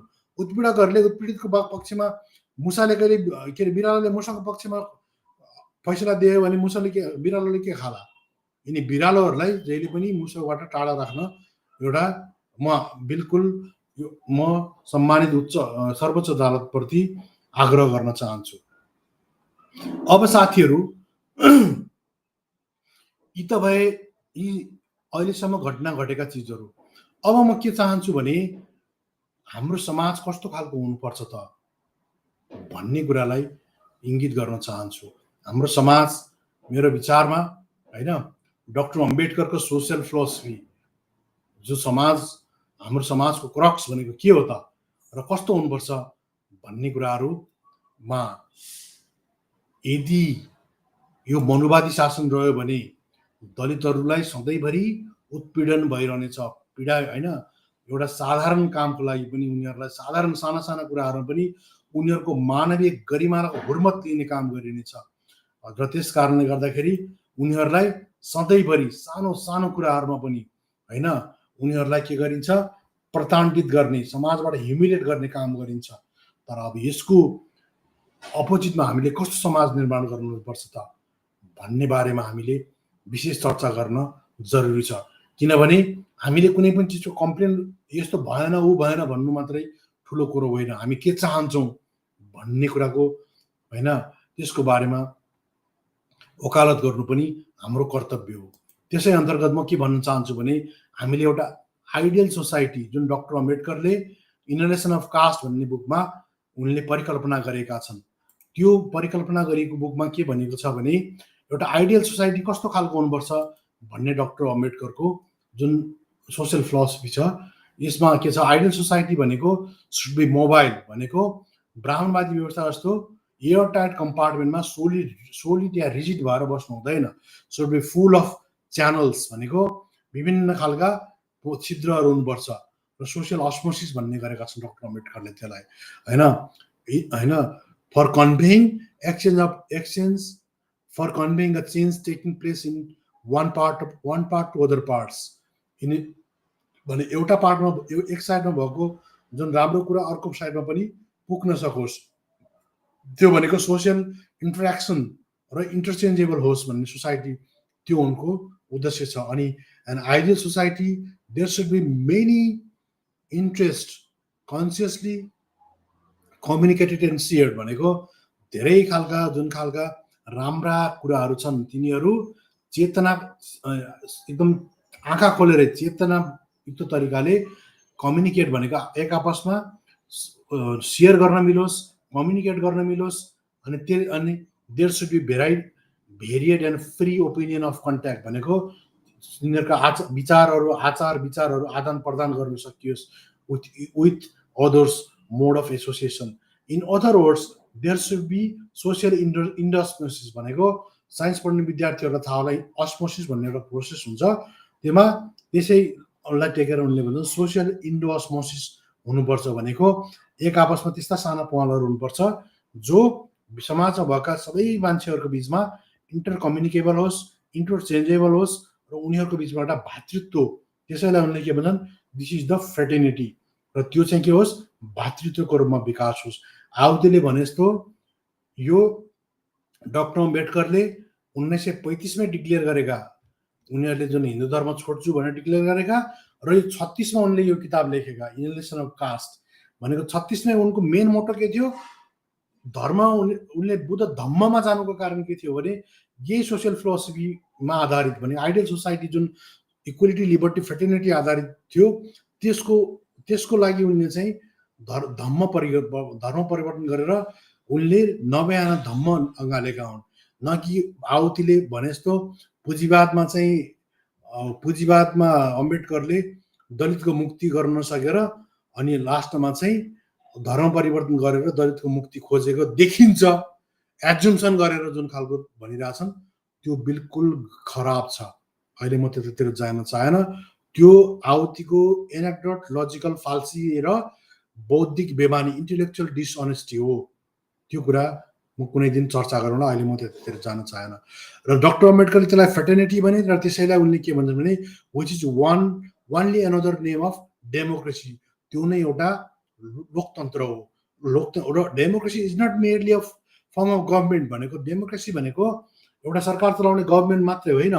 It is a primary mode of associated living of conjoint communicated experience भनेको त्यहाँका मान्छेहरूको बिचको जुन सबैको समुन्नत अनुभवहरू एक्सचेन्ज गर्ने जुन प्रणाली छ भनेको एक आपसमा यति होस् कि तिमीलाई दुख्दा, यो भनेको डक्टर अम्बेडकरको जुन भातृत्व यस्तो होस् कि करुणा, दया, प्रज्ञा होइन त्यस्तोमा आधारित होस्, र एउटालाई दुख्दा अर्कोलाई दुखोस्, अर्कोलाई दुख्दा अर्कोलाई दुखोस्। अनि उनले अर्को एउटा बुकमा भनेका छन् कि होइन, भोल्युम 13 मा उनले के भनेका छन् भने त्यस्ता मान्छेहरूको बिचमा के हुनुपर्छ, common dream, common joy, common होइन ह्याप्पिनेस होइन, कमन सरो हुनुपर्छ। अनि त्यस्तो खालको मात्रै समाजमा नेसन पैदा हुन्छ। वाट इज नेसन भन्ने कुरामा उनले चाहिँ आर्नोल्ड रेनन होइन, यो आर्नोल्ड रेनन भनेको फ्रान्सेली जुन सोसियोलोजिस्ट छ त्योसँग त्यसलाई उदाहरण दिएर उनले फेरि अरू कुराहरू थपेर त्यसमा त्यो चिजहरूलाई एम्फसाइज गरेका छन्। त्यस कारणले के हुनुपर्छ, it is primarily a mode of associated living of conjoint communicated experience. It is essentially an attitude of respect and relevance towards fellow man भनेको आफ्ना जुन छर छिमेकीहरूप्रति रेस्पेक्ट पनि होस्, रिभरेन्स पनि होस्, र तिनीहरूप्रति दया, माया, भातृत्व होस् भन्ने त्यो नै डक्टर अम्बेडकरको आइडियल सोसाइटी हो। र उनले यो आइडियल सोसाइटीको जुन डिफिनेसन भनिसकेपछि अर्को भोल्युम 17बाट मैले अर्को लिएको छु। डक्टर अम्बेडकरको के छ, उनले भोल्युम 17मा चाहिँ सोसियल फिलोसफीको कुरा गर्छन् कि आवतीले प्लिज पढ्न जरुरी छ होइन। आवतीले डक्टर अम्बेडकरको बारेमा अबदेखि कुनै पनि नेपालका होइन सोकल मार्क्सवादी, लेफ्ट राइट जुनसुकै हुन् तिनीहरूले डक्टर अम्बेडकरलाई पढेर कोड गरून् भन्ने म चाहन्छु। हावातालमा कोड गरियो भने अब सही हुनेवाला छैन। यो मेरो उहाँहरूलाई च्यालेन्ज पनि हो होइन, रिक्वेस्ट पनि हो, यसरी बुझिदिनु होला। अनि positively my philosophy may be said to be enshrined in 3 words भनेको मेरो सोसियल फिलोसफीको बेस लाइन जुन हो त्यो के हो, इक्विटी, लिबर्टी एन्ड फ्रेटर्निटी हो। र ती इक्विटी, लिबर्टी, फ्रेटर्निटी उनले 1935 मै डिक्लेयर, मलाई यो चाहिन्छ है। उनी इक्विटी, लिबर्टी, फ्रेटर्निटी भनेको सोसियलको जिस्ट हो भन्ने कन्क्लुजनमा पुगिसकेपछि उनी त्यहीलाई खोज्दै विभिन्न धर्महरू अध्ययन त्यसपछि बल्ल सुरु गरेका हुन् कि सेन्टर उनको यो हो, इक्विलिटी, लिबर्टी, फ्रेटर्निटी हामीलाई यो चाहिन्छ भन्ने हो। यसको कहाँ छ त, कुन इस्लाममा छ कि हिन्दूमा छ कि क्रिस्चियनमा छ, कहाँ छ उनले त्यसपछि खोजेका हुन् के। अनि उनले के भन्छन् भने let no one however say that I have borrowed my philosophy from the French Revolution भनेको लेट नो वान भनेको मैले यो चिजहरू फ्रेन्च रिभोल्युसनको पोलिटिकल फिलोसफीबाट लिएको होइन साथी हो। आई हेभ नट, मैले लिएको होइन। My philosophy has roots in religion, मेरो फिलोसफी चाहिँ के छ, रिलिजनमा आधारित को रुट्समा छ, not in political science. I have derive them from the teaching of my master the Buddha. यो मैले बुद्धबाट लिएको। डक्टर अम्बेडकरको यो चिजहरूलाई पढ्न आवतीजी प्लिज हावातालमा बगाउने होइन, देखिन्छ, मानिन्छ, एजुम्सन गरेर होइन साथी, कोड गर्नुहोस् होइन, अथवा मेरो डिबेटमा आउनुहोस्, तपाईँलाई हार्दिक स्वागत छ होइन। डिबेटमा आउनुहोस्, तपाईँको प्राइमेरी सोर्स लिएर आउनुहोस्, छलफल गरौँ। यसमा हारजितको कुरा होइन, हामी नयाँ आफ्नो एउटा बहस तयार गरौँ, केही छैन। In his philosophy liberty, equality, liberty have a place भनेको, in his philosophy liberty and equality had a place भनेको उनको फिलोसफीमा के छ, liquidity and equality had a place and but he added that unlimited liberty. अनि उनले अब यसको ड्रब्याक भन्ने गर्छन् के, he added that unlimited liberty destroyed equality भनेको यदि धेरै स्वतन्त्र भयो तर समानता भयो, नेपालको जस्तै, इन्डियाको जस्तै, नेपालमा के छ अहिले धेरै बोल्न त पाइयो, स्वतन्त्र भयो, तर समाजमा के छ समानता छैन। And absolute equality left no room for liberty. त्यस्तो भयो भने पनि के हुन्छ, त्यो लोकतन्त्र धेरै टिक्दैन। In his philosophy law had a place, होइन। अब त्यस्तो भयो भने के हुन्छ, law had a place only as a safeguard against the breaches of liberty and equality. त्यस्तोमा के हुन्छ, त्यस्तोमा चाहिँ कानुन, यो ल छ, त्यो कानुनले मात्रै के गर्छ, सेफगार्ड काम गर्छ र इक्वालिटी र लिबर्टीलाई जोड्ने काम गर्छ। But he did not believe that law can be a guarantee for breaching of liberty or equality। भनेको कानुनले इक्विटी र लिबर्टीलाई जोड्ने ग्यारेन्टी सधैँभरि गर्न सक्दैन। he gave the highest place for fraternity। भनेको ऊ कानुन, तपाईले उसलाई चाहिँ के हुन्छ, यो जस्तो मार्टिन लुथर किङले भने जस्तै, it is not only a matter of, होइन, ल, it is a matter legality, it is a matter of morality भने जस्तै, यो के भन्छ भने डक्टर अम्बेडकरले लिगल रूपमा मात्रै सबै कुरा कन्ट्रोल गर्न सकिँदैन, उनीहरूलाई जोड्ने fraternity also are needed and only real safeguard against the denial of liberty or equality or fraternity, which was another name for brotherhood or humanity। उनले ह्युम्यानिटी को ब्रदरहुडनेस को कुरा चाहिँ फ्रेटर्निटी मार्फत मात्रै सम्भव छ। which was again another name for religion। Page number 503 volume number 17 part 3 बाट यो कुरा मैले लिएको छु। भनेको आहुतिले भने जस्तो यो चीजहरु के छ, उनीहरूले पुँजीवादबाट चाहिँ, पुँजीवादी त हुँदै होइनन्, त्यसको लागि तपाईले फेरि स्टेट एन्ड माइनोरिटी भन्ने किताब पढ्नुपर्छ। उनले उनको कन्स्टिट्युसनल के अरे स्टेट सोशलिजम भन्ने जुन संवैधानिक राज्य समाजवादको सिद्धान्त पढ्नुपर्ने हुन्छ, त्यहाँतिर म लगेन तपाईहरुलाई। भन्न खोजेको कुरा के हो भने, हामीले मनोवादी जुन व्यवस्था छ, जो मनोवादी व्यवस्था जुन छ, त्यो मनोवादी व्यवस्था के छ, त्यो मनोवादी व्यवस्था चाहिँ बिल्कुल असमानतामा आधारित छ। त्यसकारणले हामी के चाहन्छौँ भने, यो जुन समाज हो, जुन डक्टर अम्बेडकर अनुसार के हुनु पर्यो, equality, liberty and fraternity and justice भनेको त्यसमा आधारित चाहिँ यो हुनुपर्छ भन्ने चाहिँ मेन उनको धारणा हो। यो किन उनले यसो भनेका छन् त भन्ने कुरामा चाहिँ फेरि म तपाईहरुलाई अर्को एउटा चीज देखाउन चाहन्छु। किन उनले यस्तो मनुस्मृति या मनोविधान या उनले चाहिँ यो के अरे बकाइदा चाहिँ नि के अरे उसलाई किन यति साह्रो उनले भन्ने गर्छन् त भने, उनले भोल्युम 15 मा, हैन, क्या पाकिस्तान बन्न चाहिए भन्ने एउटा टपिक छ।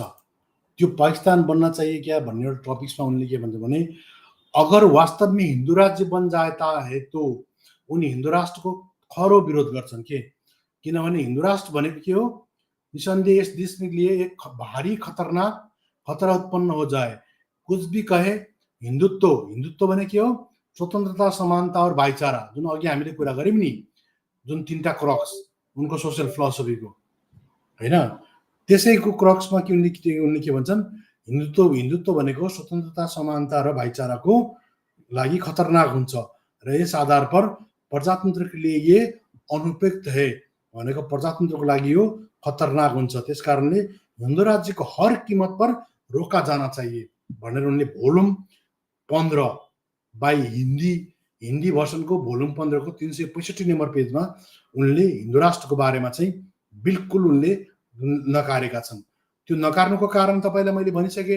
किन त्यो उनले नकारेका हुन्, किन नकारेका हुन् भने, उनी बकाइदा उनको विचारमा के थियो भने, उनी यो सोशल फिलोसफी देख्नुहुन्छ तपाईले देख्न सक्नुहुन्छ, उनको चाहिँ के थियो, प्योर उनी यो इक्विटी, लिबर्टी एन्ड फ्रेटर्निटी को बेसमा हुनुपर्छ भन्ने उनको सोशल फिलोसफी हो। र हिन्दू धर्म या हिन्दू राष्ट्र भनेको चाहिँ उसको फिलोसफी भनेको total equity, liberty and fraternity को एन्टी हुन्छ। त्यसकारणले गर्दा यो मनोवादी व्यवस्था या मनोवादी विधान हाम्रो लागि खतरनाक हुन्छ भन्ने उनको मान्यता हो। त्यसकारणले डाक्टर भीमरावले भन्नुभएको थियो कि जात केवल सामाजिक भिन्नता मात्रै होइन, राजनीतिक ढाँचा हो, होइन, राजनीतिक ढाँचा हो।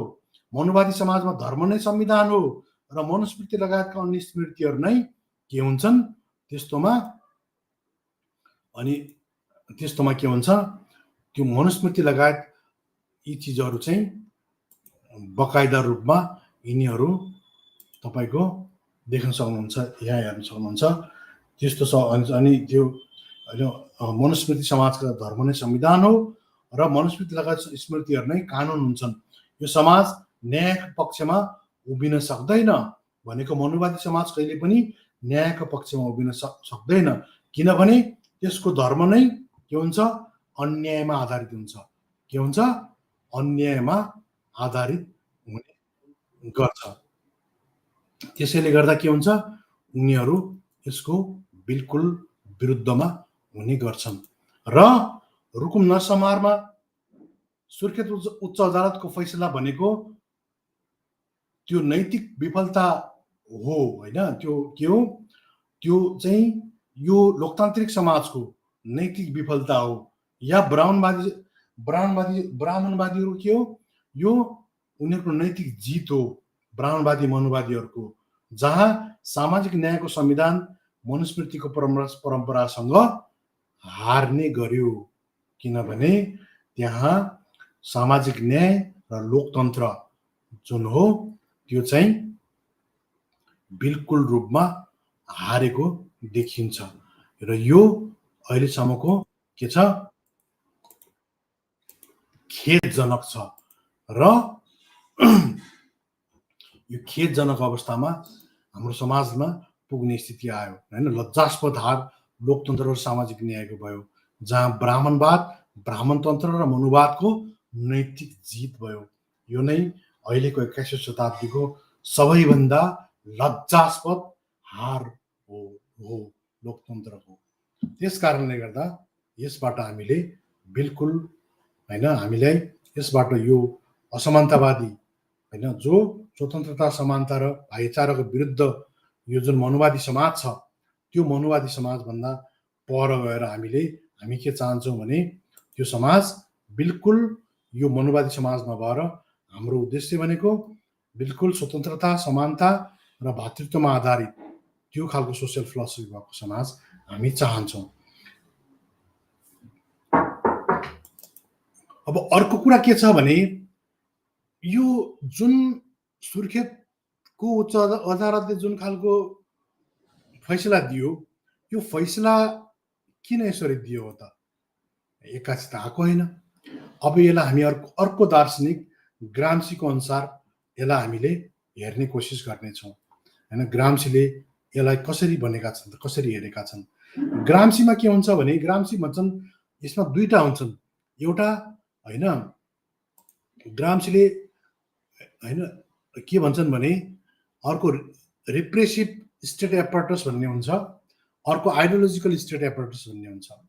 अब रिप्रेसिभ स्टेट, यो स्टेट जुन खालको स्टेट एपार्टस जुन हुन्छ, त्यसले के गर्छ भने यसमा सेना, पुलिस, आर्मी, न्यायालय सबै चिजहरू के हुन्छन्, यिनी रिप्रेसिभ। म तपाईँलाई आरएसए भन्ने गर्छु, तपाईँ बुझ्नु होला, आरएसए र आइएसए कुरा गर्छु। यो आरएसएहरूमा के पर्छ, institution like the police, army, prison, court, होइन, यिनीहरू पर्छन्। अनि RSS works as a unified singular unit. यिनीहरू सबैले के गर्छन्, सिङ्गुलर युनिटको रूपमा काम गर्छन्।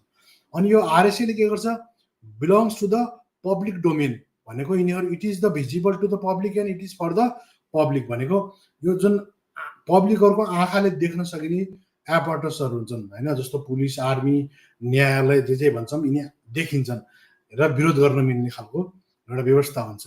तर होइन, रिप्रेसिभ यो यसरी नै के गर्छ, यो रिप्रेसिभ स्टेट एपार्टस फङ्सन यिनीहरूले गर्ने गर्छन्। तर अर्को आइडियोलोजिकल स्टेट एपार्टसहरू हुन्छन्, त्यसमा के हुन्छन् भने मेजर कम्पोनेन्ट जस्तो रिलिजन हुन्छ, एजुकेसन हुन्छ, फ्यामिली हुन्छ, ट्रेड युनियन हुन्छ, कम्युनिकेसन हुन्छ, कल्चर हुन्छ, पोलिटिक्स हुन्छ। अनि यो चाहिँ के, यिनीहरूले के गर्छन् भने अब there are multiple ideological state apparatus at work. Ideological ISA exist in the private domain. आइएससीहरू के हुन्छन्, प्राइभेट डोमेनहरू हुन्छन्। जस्तै फ्यामिली, रिलिजन, कल्चर, एजुकेसन, यिनीहरूले के गर्छन्, आइडियोलोजिकल स्टेट एपरेटसहरू लाई यिनीहरू टुल्सहरू हुन्छन्, कामहरू गर्छन्। त्यसले के गर्छ, इन्डिभिजुअल आर कन्सिडर्ड के हुन्छ, सरी होइन, यिनीहरूले के गर्छ, individual are considered personal or private domain. भन्न खोजेको तपाईँलाई मैले भन्नु खोजेको कुरा के हो भने, जस्तो ब्राह्मण जजहरू जो हुनुहुन्छ उहाँहरू चाहिँ यही प्राइमेरी सोसियलाइजेसनमा हुर्किनुहुन्छ क्या उहाँहरू। त्यो प्राइमेरी सोसियलाइजेसन केले गाइड गर्छ उहाँहरूलाई गाइड गर्छ, जस्तो एजुकेसन, फ्यामिली होइन, रिलिजन, अनि यो कल्चर, यसले उहाँहरूलाई गाइड गर्ने गर्छ। योले गाइड गरेपछि जब उहाँहरू फेरि यो आरएसए को पार्ट भएर आउनुहुन्छ, जस्तो कोर्टको पार्ट भएर आउनुहुन्छ, अनि उहाँहरूले आफ्ना यो जुन प्राइमेरी सोसियलाइजेसनमा आएका चिजहरू हुन्छन्, जस्तो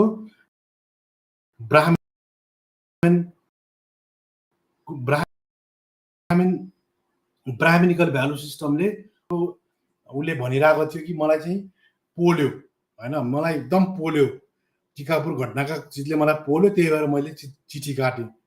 उसले कानुनको कुरालाई भन्दा पनि उसले पर्सनल कुरालाई बढी के गर्यो, उसले पर्सनल कुरालाई चाहिँ बढी उसले प्रायोरिटी दियो। त्यस कारणले गर्दाखेरि यो आइडियोलोजिकल एपरेटस र होइन रेप्रेसिभ एपरेटसहरू यिनीहरू यसरी काम गर्ने गर्छन् र यिनीहरूले यो देखिँदैन। फेरि यिनीहरू चाहिँ नागरिक, यो चाहिँ ग्रामसीले अर्को कुरा भनेका छन्, यो पोलिटिकल सोसाइटी भनेको यसलाई भनेका छन्, यो सिभिल सोसाइटीलाई यसरी यसलाई भनेका छन्। सिभिल सोसाइटी भनेको चाहिँ समाजमा फेरि नदेखिएर यसले शासन गर्ने गर्छ, अनि आइडियोलोजिकल स्टेट एपरेटसले होइन अपरेट्स थ्रु आइडियोलोजी। यो आइडियोलोजीबाट गर्छ, यसले भाइलेन्सबाट गर्छ। यसले जस्तो मान्छेहरूलाई पहिला के गर्ने, जस्तो दलितहरूलाई के गर्छन्, पहिला यिनीहरूले दलित जनजातिलाई पहिला यिनीहरूले अहिले भनिरहेछन् कि पहिला यिनीहरूले पेलेर गर्थे, अहिले यिनीहरूलाई जस्तो मन्दिरमा आऊ, मित्र परिवारले भन्छन् नि जनै लगाउने, भगत सिंहले गरे जस्तै होइन, यिनीहरूले के भन्छन्, जनै लगाउने, वेद पढ्न देऊ, अमर परिवारले भने जस्तै गर्ने, सकभर के गर्ने।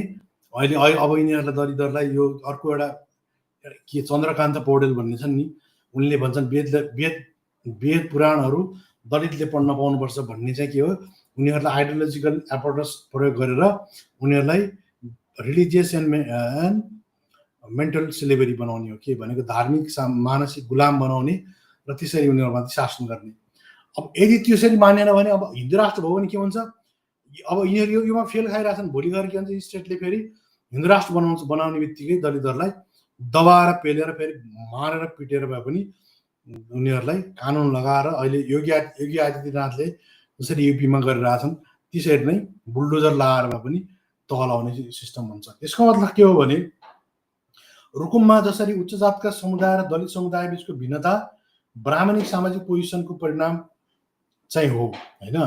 मनुवादी सोच, भ्यालु सिस्टम, संस्कृति, माइन्डसेटले समाजको हरेक तहमा आफ्नो मनुवादी, असमानतावादी, विभेदकारी, अनैतिक, असामाजिक, भ्रष्ट र अमानवीय अव्यवस्थालाई हजारौं सालदेखि समाज र मानिसहरूको दिमागमा प्रत्यारोपण गर्दै हुर्काउँदै मलजल गर्दै आइरहेको छ, जसले परजीवी पीडक ब्राह्मणवादी होइन, ब्राह्मणवादी जनजातिहरूलाई होइन वीर दबङ्ग भन्दै ग्लोरिफाई गरिरहेको छ। तर पीडितलाई उसको मानव हुनुको मानवीय गरिमा उसबाट खोसिएर, तर के भइरहेछ भने जो पीडितहरू हुन् उनी पीडितहरूलाई के गरिरहेछ भनेको तलका यो तलका चाहिँ शूद्र र दलितहरूलाई होइन, यिनीहरूलाई चाहिँ के गरिरहेछ अनि यिनीहरूलाई चाहिँ बकाइदा रूपमा उनीहरूको मानव हुनुको मानवीय गरिमा उसबाट खोसेर श्रमजीवी समाजको मियो हुँदाहुँदै पनि उसलाई आर्थिक सामाजिक बहिष्कार गर्दै उसको शिक्षा, सम्पत्ति, हतियार राख्ने अधिकारबाट वञ्चित गर्दै धार्मिक मानसिक गुलाम बनाएर दोस्रो तेस्रो दर्जाको ओपन जेलको अपराधी बनाइरहेको छ। त्यो बाई आइडियोलोजिकल एपरेटस र रिप्रेसिभ एपरेटस दुइटै युज गरेर त्यो खालको तरिकाले बनाइरहेको छ। त्यस कारणले गर्दा अब हामी के भन्न चाहन्छौँ भने यो ग्राम्सीलाई मार्क्सलाई भन्दा पनि ग्राम्सीलाई बढी पढ्न जरुरी छ यहाँका मार्क्सवादीहरूले, किनभने यहाँको समस्या भनेको के छ? यहाँको समस्या भनेको बिल्कुलै पुँजीवाद मात्रै होइन, यो आइडियोलोजिकल एपर्टस जुन ब्राह्मणवाद पनि यहाँको समस्या हो। पुँजीवाद र ब्राह्मणवाद दुईटै यहाँका ठुला समस्याहरू हुन्, किनभने पुँजीवादले त के गर्छ? पुँजीवादले यहाँको जस्तो स्टेट, पुलिस, आर्मी, होइन, यिनीहरूलाई स्टेट एपर्टसलाई कन्ट्रोल गर्छ। तर आइडियोलोजिकल एपर्टसहरू जस्तो होइन विभिन्न धार्मिक सङ्घ सङ्गठनहरू, रिलिजन, फ्यामिली, होइन, अनि त्यसपछि कल्चर, यिनीहरूमा चाहिँ के हुन्छ? यिनीहरूमा चाहिँ प्योरली ब्राह्मणवादको रोल छ। भनेको आरएसएसलाई पनि सँगसँगै बुझ्नु जरुरी छ, या मोदी र अडानीको कम्बिनेसनलाई बुझ्नु जरुरी छ, अनि मात्रै यहाँका मार्क्सवादीहरूले सफल हुन्छन्। त्यसको लागि मार्क्सभन्दा ग्राम्सी र फेनोन चाहिँ बढी एप्रोप्रिएट छन् भन्ने मलाई लाग्छ। किन मैले किन फेनोनको कुरा गरिरहेको छु भने फ्रेन्च जे फेनोनले पनि के भनेका छन् भने colonization is a violence in its natural state and it will only add to greater violence भन्ने उनको भनाइ छ। त्यस्तै गरेर त्यो भनेको त्यस्तै गरेर नेपालको परिप्रेक्ष्यमा के हो? नेपालको जातीय संरचना केवल ब्राह्मणिक नभई औपनिवेशिक पनि हो, जहाँ दलित र जनजातिलाई सामाजिक रूपमा अदर्स भनेको एकदम दोस्रो तेस्रो दर्जाको नागरिकको रूपमा अदर्स बनाइन्छ। र फेनोनले भन्ने गर्छन् अप्रेस्ड ओन्ली बिकम ह्युमन, भनेको शोषितहरू त्यतिखेर मात्रै मानवीय र फर्स्ट क्लास सिटिजन हुन्छन् वेन देयर टु रिबेल, भनेको जब तिनीहरूले आफूबाट यो दोस्रो तेस्रो नागरिक हुने जुन कुराहरू भन्दा पर गएर उनीहरूले त्योबाट के गर्छन्? रिबेल गर्छन्, उनीहरूले त्योबाट क्रान्ति गर्ने गर्छन् या विद्रोह गर्ने गर्छन्, अनि मात्र उनीहरू मानव हुन लायक छन्।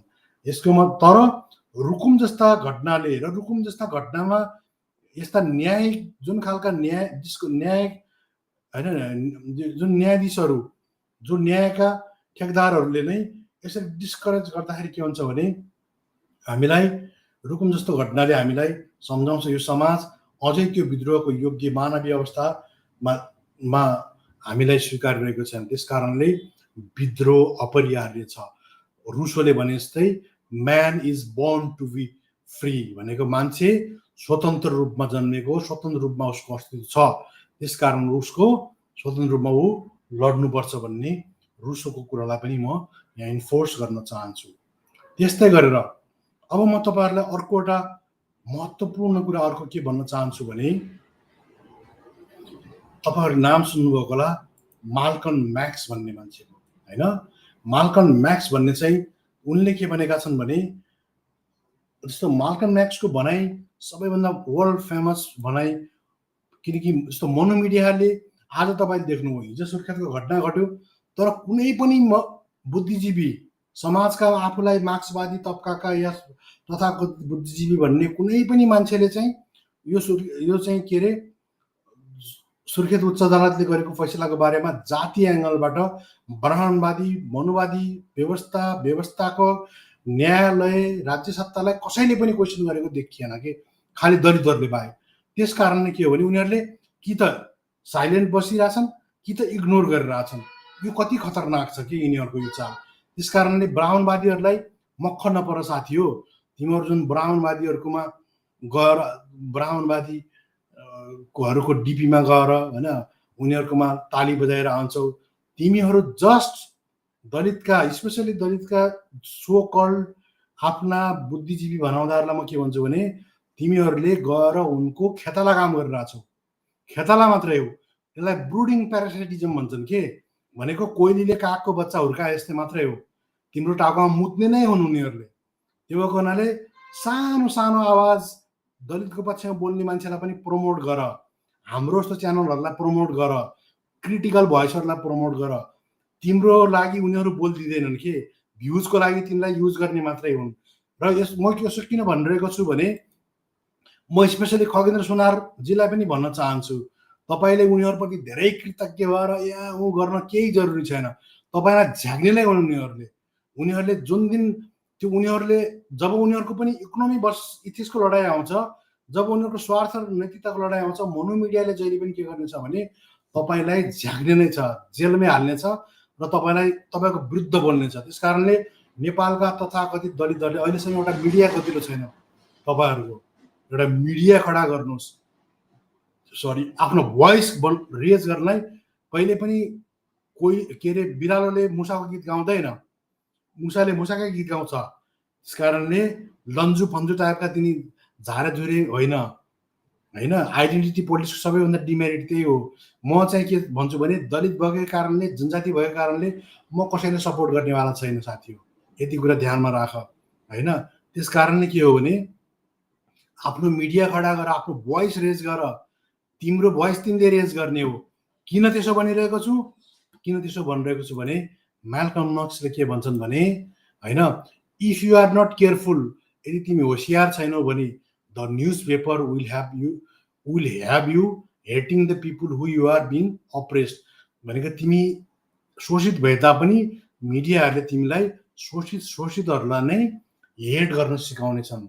भनेको इन्डियामा दलितहरूले के गर्छन्, लालु यादवहरू, मुलायम सिंह यादवहरू, मायावती, काशीराम यिनीहरूलाई हेट गरेर आउँछन्। किन गर्छन्?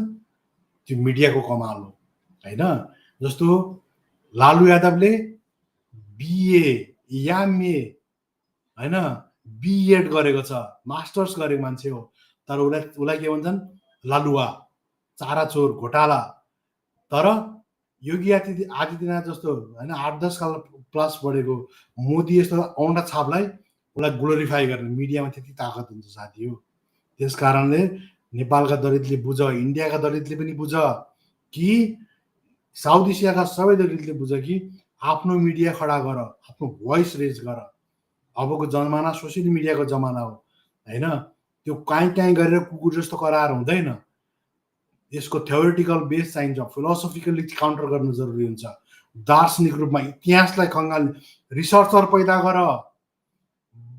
के अरे ब्राह्मणवादीले लेखिदिएको वैदिक युगका कुरा गरेर तिमीले पार पाउँछौ? आफू रिसर्च गर प्राइमेरी सोर्सबाट होइन। दार्शनिक रूपमा, ऐतिहासिक रूपमा रिसर्च गर, खङ्गाल, अनि मात्रै तिमीले आफ्नो असली इतिहास पाउँछौ। आवतीका अक्सर किताबहरूमा के छन्, वैदिक कालका 3500, अरे भाइ वैदिक काल थिएन, के को वैदिक काल हो, कहिले थियो? आर्कियोलोजिकली कहाँ छ यिनको प्रमाण? यिनका 12औं शताब्दीमा देवनागरी लिपिमा लेखेका यिनकै वेद हुन्। यिनी 10औं शताब्दीभन्दा अगाडि, शङ्कराचार्यभन्दा अगाडि जात व्यवस्थै थिएन। तपाईँ बेकारको लिच्छवी कालमा जात व्यवस्था थियो भनेर भ्रम फैलाउनुहुन्छ। जातक कथा भनेको टेल्स हो, कथा हो। त्यो लिएर बुद्ध, जब जातक कथा चाहिँ ईसाको चाहिँ के अरे 2रो-3रो शताब्दीमा लेखेको, बुद्ध मरेको 300-400 वर्ष पछाडि होइन। त्यसलाई लिएर बुद्धको पालामा खिचेर तपाईँले बुद्धको पालामा जात व्यवस्था थियो भन्नुहुन्छ, जबकि त्यो व्यवस्थामा, त्यो बेलामा गण व्यवस्था थियो। त्यस कारणले आफू रिसर्चरहरू तयार गर, दलितहरूले आफ्नो मिडिया तयार गर, नत्र होइन। खगेन्द्रजी कोही कृतज्ञ हुनु, तपाईँहरूले अहिले म तपाईँहरूको धेरै क्रिटिसाइज गर्न चाहन्न, कुनै पर्यायमा गराउन केही छैन। तर मैले भन्नु चाहिँ कुरा के हो भने मिडियामा यस्तो ताकत हुन्छ कि जसले शोषित भए तापनि शोषितलाई नै घृणा गर्न सिकाउँछ र शोषकहरूलाई, शोषित भए तापनि शोषकहरूलाई के गर्छ, माया गर्न सिकाउँछ। भनेको and loving the people who you are doing the oppression. भनेको जसले तिमीलाई थिचिरहेको छ त्यसै, अनि यसलाई स्टकहोम सिन्ड्रोम भन्छ के होइन। जो जेलमा बसेको मान्छेले जेलरलाई माया गरे जस्तै हो के, त्यसलाई स्टकहोम सिन्ड्रोम भन्छ। त्यस कारणले त्यो साइकोलोजीमा त्यो भन्छ। तर यो के हो, यो खालको ताकत हुन्छ मिडियामा। त्यस कारणले मिडिया तयार गर। र हाम्रा होइन मुख्यधाराका मिडियाहरूले जहिले पनि के गर्छन्, पीडकको पुँजीकरण गर्छन्, पीडाको पुँजीकरण गर्छन्। जस्तो हेर्ने कथा, झुटे सिरियल होइन, या त्यो चाहिँ के अरे पुजार सार्की, या अर्को यी जुन सिरियलहरू अप्पर कास्टले बनाएका सिरियलहरू हुन्छन्, फिल्महरू हुन्छन्, यिनी जस्तो त्यो पूर्णबहादुरको सारङ्गी, तिनीहरूले के गर्छन्, हाम्रा पीडाहरूलाई पुँजीकरण गर्ने गर्छन्। भनेको कमोडिफाइड गर्छन्। र त्यसको मूल कारण त्यसको मूल कारण जान्दैनन्। त्यसैले फेननको भाषामा भन्ने हो भने the camera becomes a weapon of pacification. त्यसैले यस्ता जुन मनुवादी मिडियाहरू हुन्छन् तिनीहरूले दलितको वेदनालाई सेन्टिमेन्टल कन्जम्सनको वस्तु बनाउँछन्, तर विद्रोहको रूपमा उनीहरूले त्यसलाई वेपनाइज गरेर उनीहरूले त्यो खालको धारणा विद्रोह गर्न सिकाउँदैनन्। त्यसकारण अब अन्तमा म के भन्न चाहन्छु भने हामीले यो बुझ्न जरुरी छ कि जातीय नरसंहारहरू हैन, जुन जातीय नरसंहारहरू हुन् हैन, ती जातीय नरसंहारहरू एकपटकको मात्रै घटना होइन, यो हजारौं सालको घटनाक्रममा कर्मिक रूपमा भइरहेको घटनाहरू हुन्। यो घटनामा 16 जना जस्तो टोटल 34 जना अभियुक्त थिए, त्यसमा 10 जना अभियुक्तहरू यही क्लजको आधारमा हैन, जो चाहिँ यो सम्मानित यो उच्च अदालतका जुन न्यायाधीशहरूले सानो एउटा क्लज जाति विभेदको कसुर बदर गरिदिए, त्यही आधारमा 10 जना मान्छे छुटे र 24 जनालाई मात्रै सजाय गरे। भनेको के हो भने केवल न्यायको विफलता मात्रै होइन, यो ब्राह्मणिक संरचनाको विजय हो। ब्राह्मणिक संरचना भनेको ब्राह्मण तन्त्रको विजय हो, मनोवादी व्यवस्थाको विजय हो र ब्राह्मणवादी व्यवस्था विजय हो हैन, जातिवादी व्यवस्थाको विजय हो। यो बिल्कुल रूपमा यो के हो, यसलाई कसरी हामीले उल्लेख बुझ्नुपर्ने हुन्छ भने यो सामन्तवाद, जातिवाद, ब्राह्मणवाद, मनुवाद हैन र मनोविधानको नैतिक जीत हो भने मानवता, सामाजिक न्याय, संविधान, लोकतन्त्रको लज्जास्पद हार हो। यस कारणले गर्दा हैन हामी तपाईको चाहिँ यस कारणले यो रुकुम जुन घटना जुन घटेको छ, यो चाहिँ यो जुन यो चाहिँ एउटा ब्राह्मणिक संरचनाको नैतिक जीत हो र दलितहरूले जितेर पनि हारेको अवस्था हो र यो मोरल डिमोरलाइज गर्दै उनीहरूको के छ, सेल्फ रेस्पेक्टलाई निस्ते नामुस पर्ने एउटा साइकोलोजिकल्ली उनीहरूलाई डिमोरलाइज गर्ने प्रपञ्च हो भन्ने मलाई लाग्छ। त्यस कारणले हैन फेनोनिक चेतनाको आधारित विद्रोह, अम्बेडकरको न्याय र ग्राम्सीको रणनीति अहिलेको आवश्यकता हो र रुकुम घटना भुल्नु भनेको इतिहासको अपराधलाई दोहोर्याउनु जस्तै हो। र यस कारणले म के भन्न चाहन्छु भने यस कारणले गर्दाखेरि यो जुन रुकुम घटना जुन हो, यसले के भन्न खोजिरहेको छ भने यो बिल्कुल रूपमा यो उनीहरूको नैतिक जित भए तापनि यसले हामीलाई एउटा सबक दिएको छ र यो घटनालाई भर्सना गर्दै म भन्न चाहन्छु मनुवाद, ब्राह्मणवाद, जातिवाद, सामन्तवाद मुर्दाबाद, मनोविधान मुर्दाबाद, मनोन्यायाधीश हैन मुर्दाबाद, न्याय चरित्र नभएका मनुवादी न्यायाधीशहरू पनि मुर्दाबाद र उनीहरू कानुनको रक्षक हुनुपर्ने ठाउँमा कानुनको भक्षक भएको हुनाले यो सब साह्रै नै खेदजनक र दुःखदायी एउटा लोकतन्त्रको कालो इतिहासको दिनमा हामीले यसलाई कहिल्यै पनि भुल्न हुँदैन भन्ने मलाई लाग्छ र योले हामीलाई हैन यसले हामीलाई यी कुराहरू सिक्न दियोस् र सर्वोच्च अदालतमा सँगसँगै मेरो निवेदन के छ भने यो जुन जातीय जघन्य अपराध जुन खालको अनर किलिङ भयो रुकुमको, त्यो घटनालाई सर्वोच्च अदालतमा चाहिँ प्लिज सकभर ब्राह्मण समुदायका न्यायाधीशहरूलाई यो केसहरू नदिनु होला, किनभने उहाँहरू बोल्ने एउटा गर्नुहुन्छ, गर्ने एउटा गर्नुहुन्छ। उहाँहरूको फिलोसोफिकल बेस नै हैन ब्राह्मणवादी भ्यालु सिस्टममा आधारित हुन्छ र उहाँहरू कहिले पनि मानवीय भएर नैतिक भएर 1919 मा अंग्रेजहरूले भने जस्तै न्यायिक चरित्र नराखेर उहाँहरू फैसला गर्नुहुन्छ। त्यसले गर्दाखेरि यो गम्भीर आपत्तिको विषय छ।